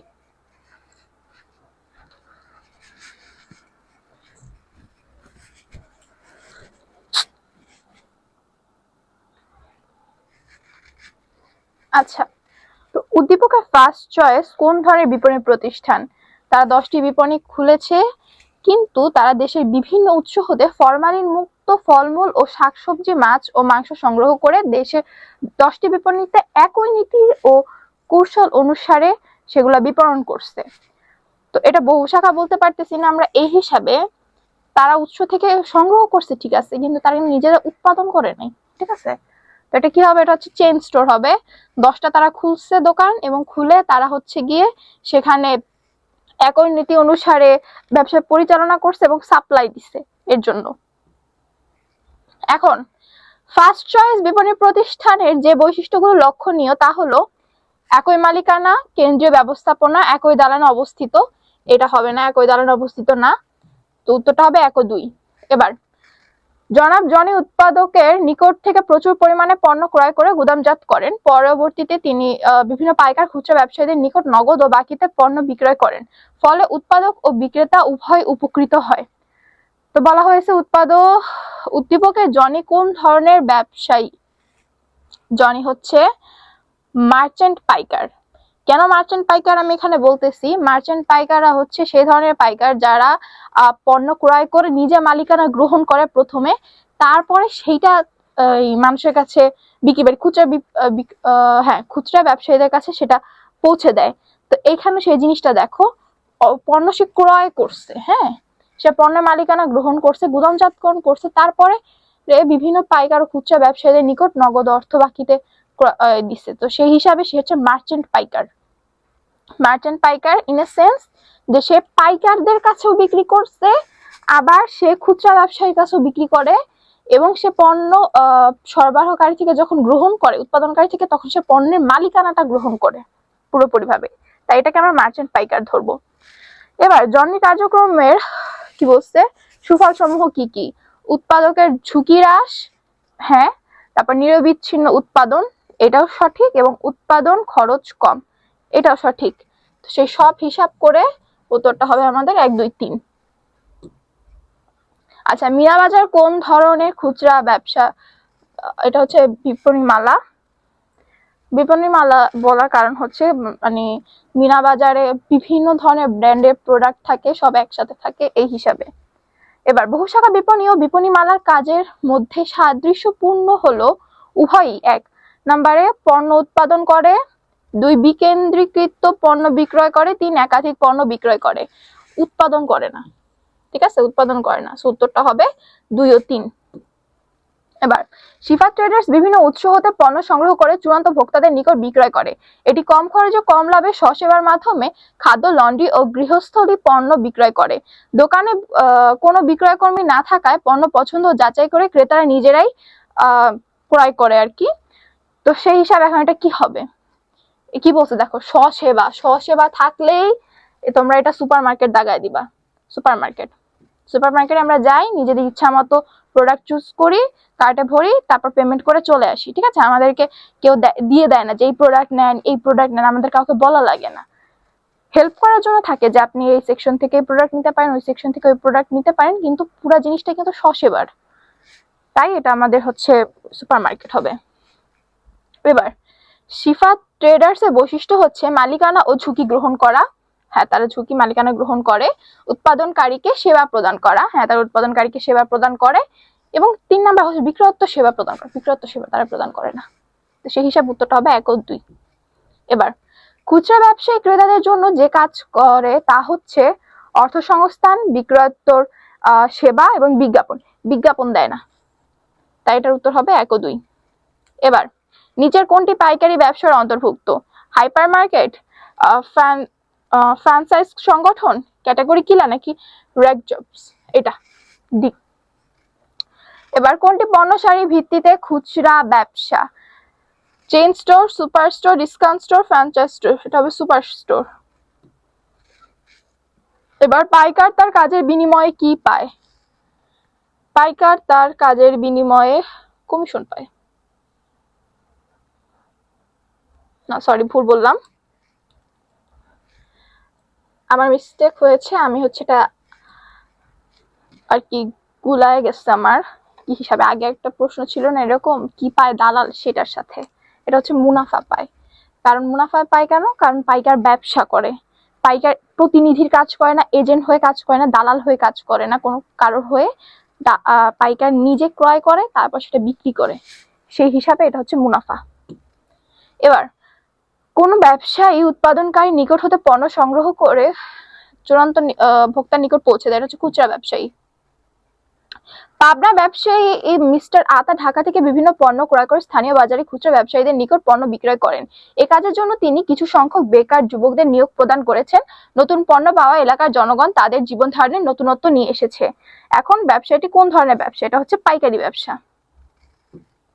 এবার মিস্টার আতার ব্যবসার মাধ্যমে সমাজের প্রতি যে ধরনের কার্যাবলী সম্পাদন করেছে তা হলো জীবনযাত্রার মান উন্নয়ন, হ্যাঁ হয়েছে, ভোক্তাদের চাহিদা পূরণ হয়েছে এবং কর্মসংস্থান সৃষ্টি হয়েছে, সুতরাং এটা হচ্ছে 1, 2, 3।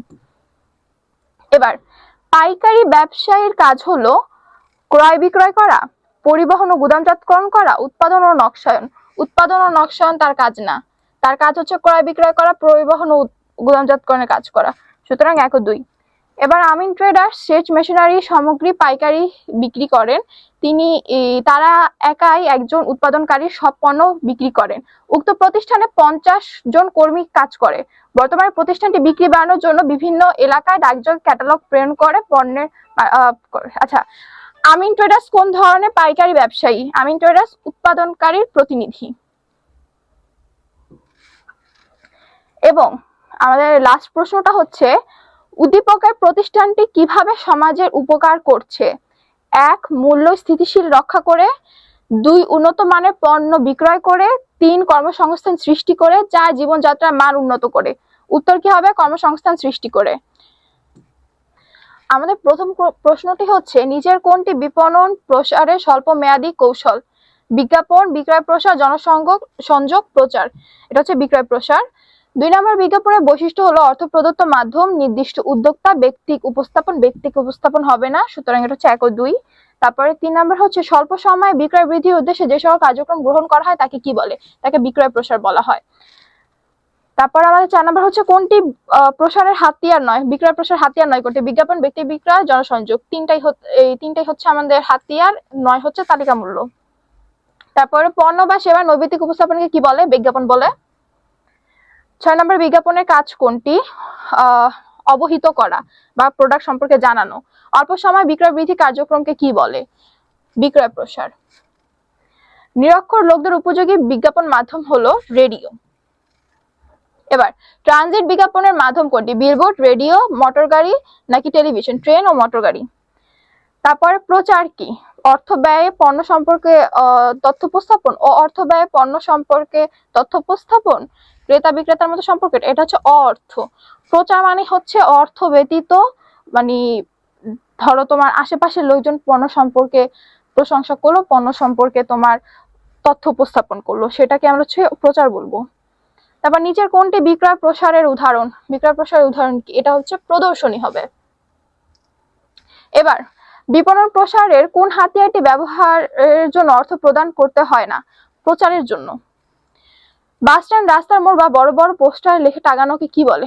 প্রচারপত্র, বিজ্ঞাপনী ফলক, নিয়ন আলো নাকি বিক্রয় প্রসার? এটাকে আমরা কি বলবো? এটাকে আমরা হচ্ছে দাঁড়াও, কি বাস স্ট্যান্ড, রাস্তার মোড়ে বড় বড় অক্ষরে পোস্টার লিখে টাঙানোকে কি বলি আমরা? প্রচারপত্র। ও আচ্ছা, এটাকে আমরা বিপণন ফলক দেব।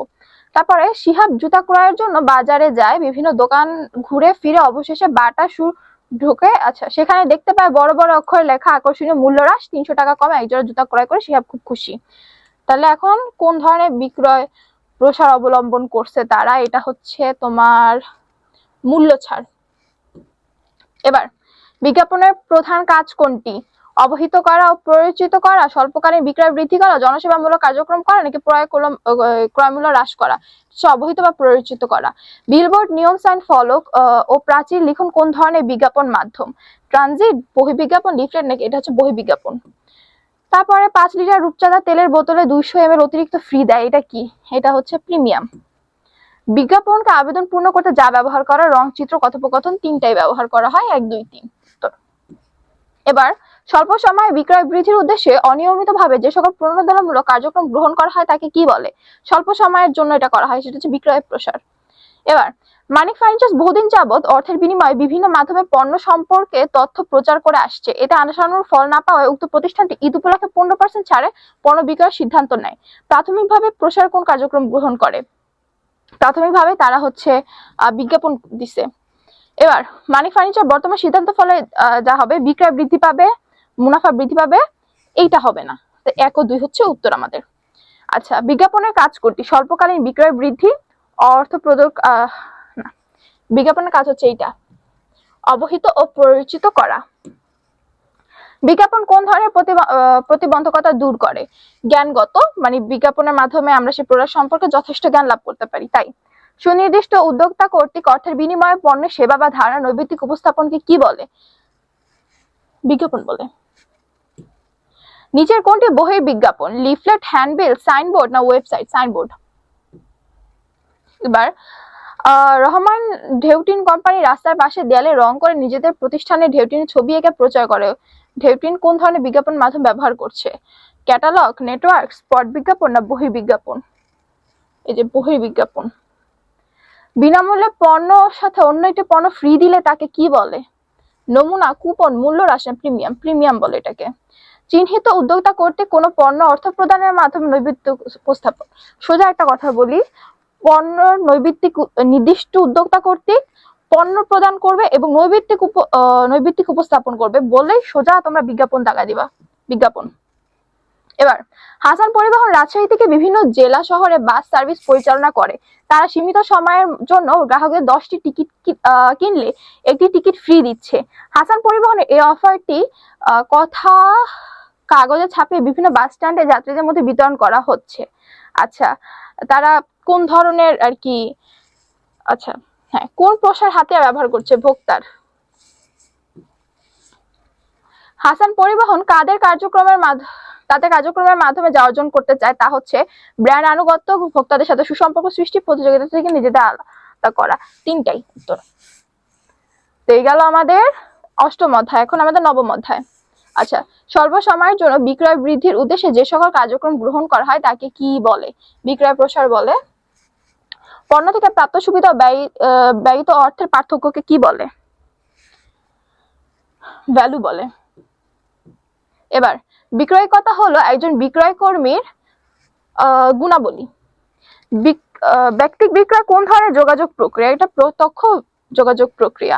বিক্রয় কর্মীর গুণাবলীকে একত্রে কি বলা হয়? বিক্রয় কর্মী একত্রিতে সেটাকে বিক্রয়িকতা বলা হয়।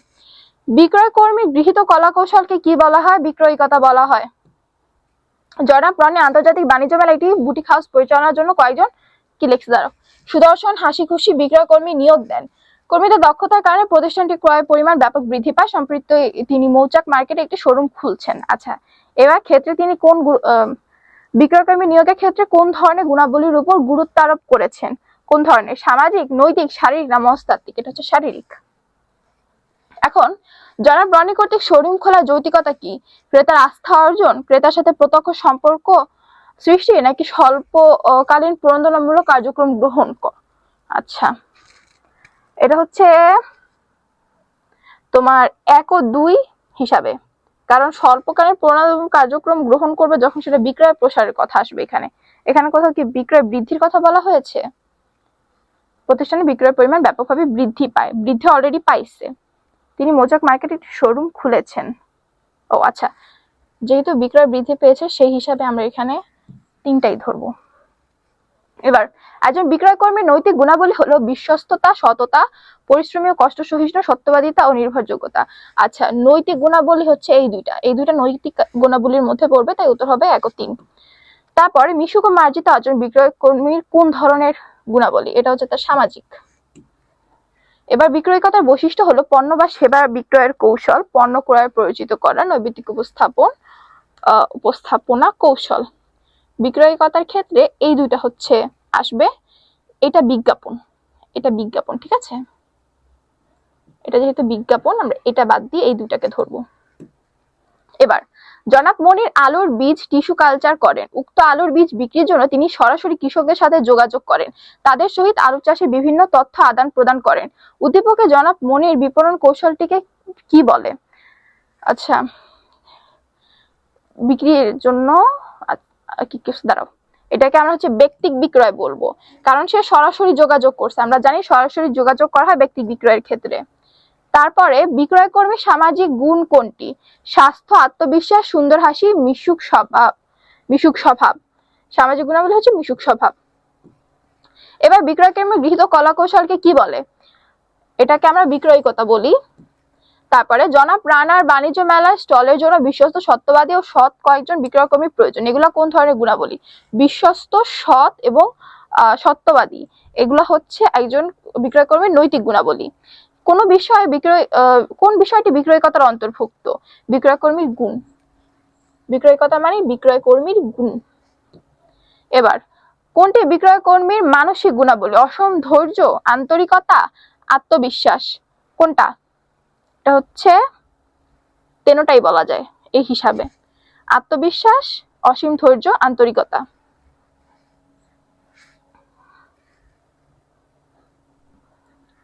সরি, একটা জিনিস খেয়াল করি নাই আমি, সেটা হচ্ছে মানসিক বলছে, মানসিক ক্ষেত্রে অসীম ধৈর্য আর আত্মবিশ্বাস, এই দুইটাকে নিবা 1 ও 3।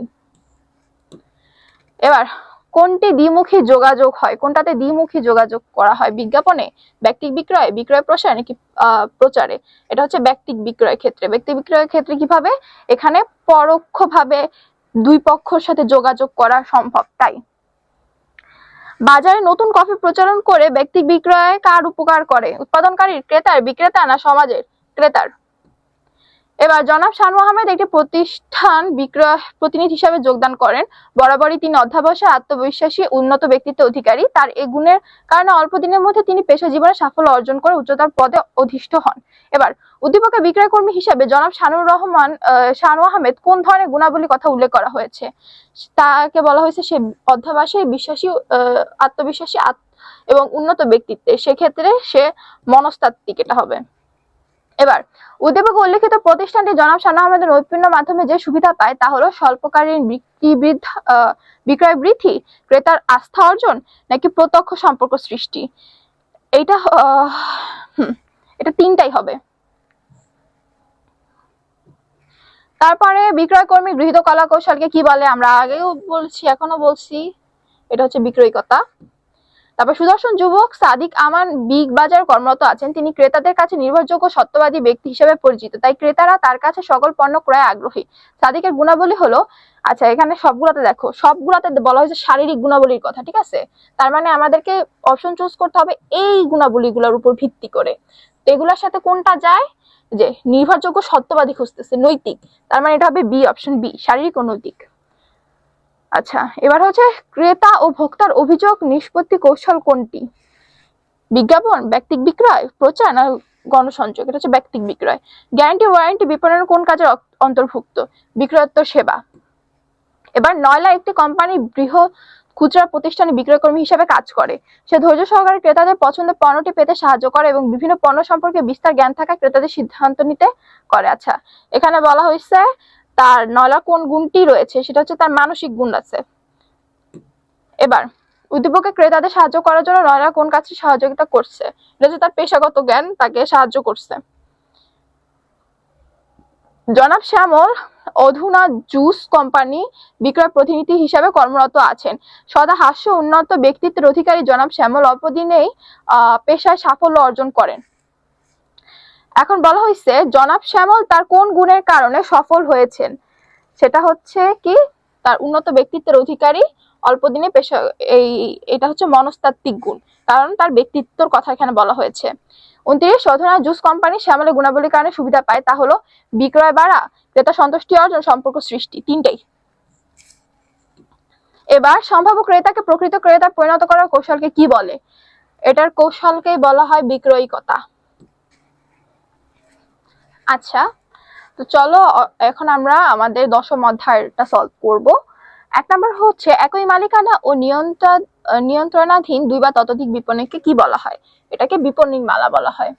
এবার সুমন ঢাকা ইস্টার্ন প্লাজার একটি দোকানে ইন্টারনেটের মাধ্যমে একটি টি শার্টের অর্ডার দিলে তারা যথাসময়ে টি শার্টটি পাঠিয়ে দিল। সুমন টি শার্ট ক্রয়ের জন্য যে পদ্ধতি ব্যবহার করলো তাকে কি বলা হয়?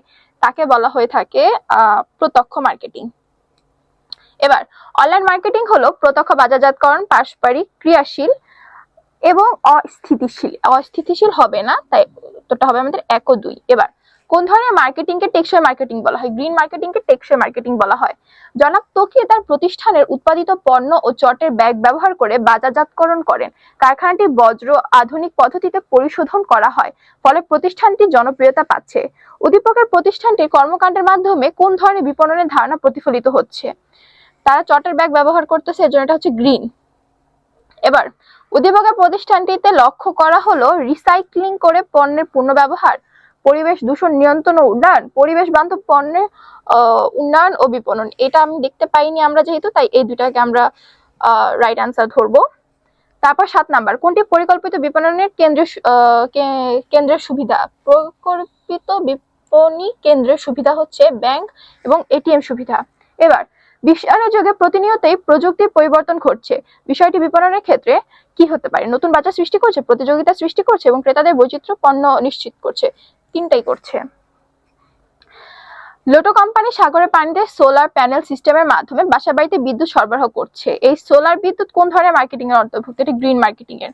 কোন ধরনের মার্কেটিং কে টেকসই মার্কেটিং বলা হয়? গ্রিন মার্কেটিং কে।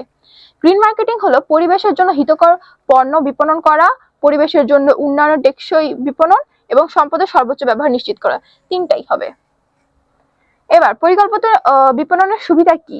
উন্নত গ্রাহক সুবিধা, গাড়ি পার্কিং সুবিধা, বাচ্চাদের খেলার ব্যবস্থা। তিনটাই। তাই উত্তর হবে 1, 2, 3। এবার গ্রিন পিস কোন দেশের সংগঠন? হচ্ছে নিউজিল্যান্ডের। মিস্টার ওয়াই একজন শিল্পপতি। শিল্প প্রতিষ্ঠানের ক্ষেত্রে তিনি পরিবেশের প্রতি গুরুত্ব রেখে পরিবেশ বান্ধব হিসেবে গড়ে তোলার চেষ্টা করছেন। তার মতো মুনাফা অর্জনই একমাত্র উদ্দেশ্য নয়, পরিবেশের প্রতি সমান গুরুত্ব দিতে হবে। কোন ধরনের মার্কেটিং এসে তাহলে সমর্থন করতেছে? গ্রিনকে। পরিবেশের কথা বলি, গ্রিন মার্কেটিং। এবার উদ্দীপকের প্রতিষ্ঠানটি পরিবেশ বান্ধব হলে ভোক্তাদের প্রতি দায়িত্ব পালন হবে, সামাজিক দায়িত্ব পালন হবে, পরিবেশের ভারসাম্য রক্ষা হবে। তিনটাই হচ্ছে। তারপর কোনটি আন্তঃক্রিয়াশীল ইলেকট্রনিক পদ্ধতি? আন্তঃক্রিয়াশীল ইলেকট্রনিক পদ্ধতি হচ্ছে অনলাইন বিপণন। ঠিক আছে। তারপরে কোনটি অনলাইন বিপণনের সমস্যা? অধিক ক্রয়, মধ্যস্থ ব্যবসায়ী, সীমিত ক্রেতা নাকি গোপনীয়তা ফাঁস? গোপনীয়তা ফাঁস। কোনটিতে ক্রেতাদের সাথে সরাসরি যোগাযোগ করা হয়? প্রত্যক্ষ বিপণনে ক্রেতাদের সাথে সরাসরি যোগাযোগ করি আমরা। এবার বিক্রয় কর্মী বিহীন খুচরা ব্যবসা কোনটি? এটা হচ্ছে সুপার স্টোর। না দাঁড়াও, হ্যাঁ, ইয়েস, সুপার স্টোর হবে এটা।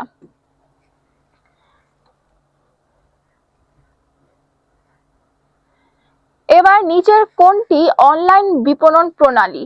টেলিমার্কেটিং, ইন্টারনেট মার্কেটিং, কিওস্কো মার্কেটিং নাকি ক্যাটালগ মার্কেটিং? অনলাইন বিপণন প্রণালী হচ্ছে ইন্টারনেট মার্কেটিং। এবার গ্রিন মার্কেটিং ধারণার অন্তর্ভুক্ত বিষয় হলো উৎপাদন প্রক্রিয়া, বন্টন প্রক্রিয়া, মৌলিকীকরণ। আচ্ছা, গ্রিন মার্কেটিং ধারণা অন্তর্ভুক্ত বিষয় উৎপাদন প্রক্রিয়া, বন্টন প্রক্রিয়া নাকি মৌলিকীকরণ? এইটা হচ্ছে তিনটাই। এবার মিসেস মিতু হাসান পার্কিং শীততাপ নিয়ন্ত্রিত ডাক বিনোদন এবং বাচ্চাদের খেলাধুলা অত্যাধুনিক সুবিধাযুক্ত হাই চয়েস টাওয়ার থেকে প্রয়োজনীয় জিনিসপাতি ক্রয় করেন। এখানে মানসম্মত ও আধুনিক ডিজাইনের পণ্য পাওয়া উচ্চবিত্ত শ্রেণীর ক্রেতাদের আগমন বেশি। এখন বলা হয় সেটা কোন ধরনের বিপণী? এটা হবে পরিকল্পিত বিপণী। কেন পরিকল্পিত? এখানে দেখো পার্কিং লট আছে, শীততাপ নিয়ন্ত্রিত, তারপর ডাক বিনোদন এবং বাচ্চাদের খেলাধুলার অত্যাধুনিক জায়গা, মানে খুবই সুন্দর করে প্রি প্ল্যান করে অনেক সাজায় গোছায় একটা বিপণী তৈরি করা হয়েছে এখানে, তাই এটাকে পরিকল্পিত বিপণী কেন্দ্র বলবো আমরা। হাই চয়েস স্টার উচ্চবিত্ত শ্রেণীর ক্রেতাদের আসার কারণ হচ্ছে অত্যাধিক নিরাপত্তা, উচ্চ মূল্য প্রদান নাকি শহর কেন্দ্রিক? এটা হচ্ছে 1 ও 3। নট নেসেসারি যেটা হাই তোমার হাই প্রাইসের হবে বা কস্টলি হবে। এবার পরিবেশ দূষণ রোধে ও পরিবেশের উন্নয়নে নিচের কোনটি কোন মার্কেটিং এর অন্তর্ভুক্ত? এটা হচ্ছে গ্রিন। পরিবেশের উন্নয়ন মানেই গ্রিন মার্কেটিং। বিভাগীয় বিপণনের বৈশিষ্ট্য কোনটি? এটা একই দালানে হবে। হ্যাঁ, একই দালানে অবস্থিত, এইটা হবে এটার উত্তর। একই দালান বললে বিভাগীয়, এটা মাথায় রাখবা। একই মালিকানায় ও ব্যবস্থাপনায় 2 বা ততোধিক খুচরা দোকানের মাধ্যমে ব্যবসা পরিচালনা করা নিচে কোনটি? আচ্ছা, খুচরা দোকানের মাধ্যমে ব্যবসা পরিচালনা করে কোনটি? Departmental store, super store, chain store নাকি super market? Chain store. Okay. তারপর হচ্ছে সামগ্রিক বিপণন কার্যক্রমকে পরিবেশ উপযোগী করা হলে তাকে কি ধরনের বিপণন বলে? গ্রিন বিপণন বলে। 28 গ্রিন মার্কেটিং মতবাদে বিশ্বাসী প্রতিষ্ঠান নিচের কোন কাজটি সম্পাদন করতে পারে না? তারা পরিবেশের ক্ষতি করতে পারে না। আচ্ছা, 29 হচ্ছে উন্নত মানের পণ্যদ্রব্য পাওয়া যায় কোথায়? চেইন স্টোরে, ডিপার্টমেন্টাল স্টোরে নাকি সুপার স্টোরে? এটা হচ্ছে 3 জায়গায় পাওয়া যায়, সব জায়গাতেই তোমাকে উন্নত মানের পণ্যদ্রব্য দেওয়া হয়। আমাদের মার্কেটিং এর মূল কথাটাই হচ্ছে আমরা উন্নত মানের পণ্যদ্রব্য সাপ্লাই করব আমাদের কাস্টমারদেরকে এবং কাস্টমারদের থেকে ভ্যালু গ্রহণ করব। এবং সর্বশেষ প্রশ্ন আমাদের, পারস্পরিক ক্রিয়াশীল ও সরাসরি যোগাযোগ করার প্রক্রিয়াকে কি বলে? ক্রিয়াশীল ও সরাসরি যোগাযোগ করার প্রক্রিয়াকে আমরা পারস্পরিক ক্রিয়াশীল এবং সরাসরি যোগাযোগ করার এটাকে আমরা প্রক্রিয়াকে কি বলে? প্রত্যক্ষ বিপণন বলবো, অথবা হ্যাঁ প্রত্যক্ষ বিপণন বলবো এটাকে আমরা। তো এই ছিল আমাদের আজকের ক্লাস। আচ্ছা সরি, হ্যাঁ তো ধরো এই ছিল আজকের আমাদের ক্লাস। আশা করি তোমাদের ভালো লেগেছে ক্লাসটা। যদি ভালো লেগে থাকে তাহলে আমাদের সাথে যুক্ত থেকো। তোমাদের সামনে যেহেতু পরীক্ষা, তোমাদের সবার জন্য অনেক দোয়া রইলো। ভাইয়া পুরা হাতে বেশি সময় নাই, একটু ভালো করে পড়াশোনা করতে হবে। ইনশাল্লাহ যদি পড়ো খুবই ভালো একটা রেজাল্ট করতে পারবা। ভালো থাকো, সুস্থ থাকো এবং নিজের প্রতি একটু যত্ন নাও। সবার জন্য অনেক দোয়া রইলো, ভালোবাসা রইলো। দেখা হচ্ছে নেক্সট ক্লাসে। আল্লাহ হাফেজ।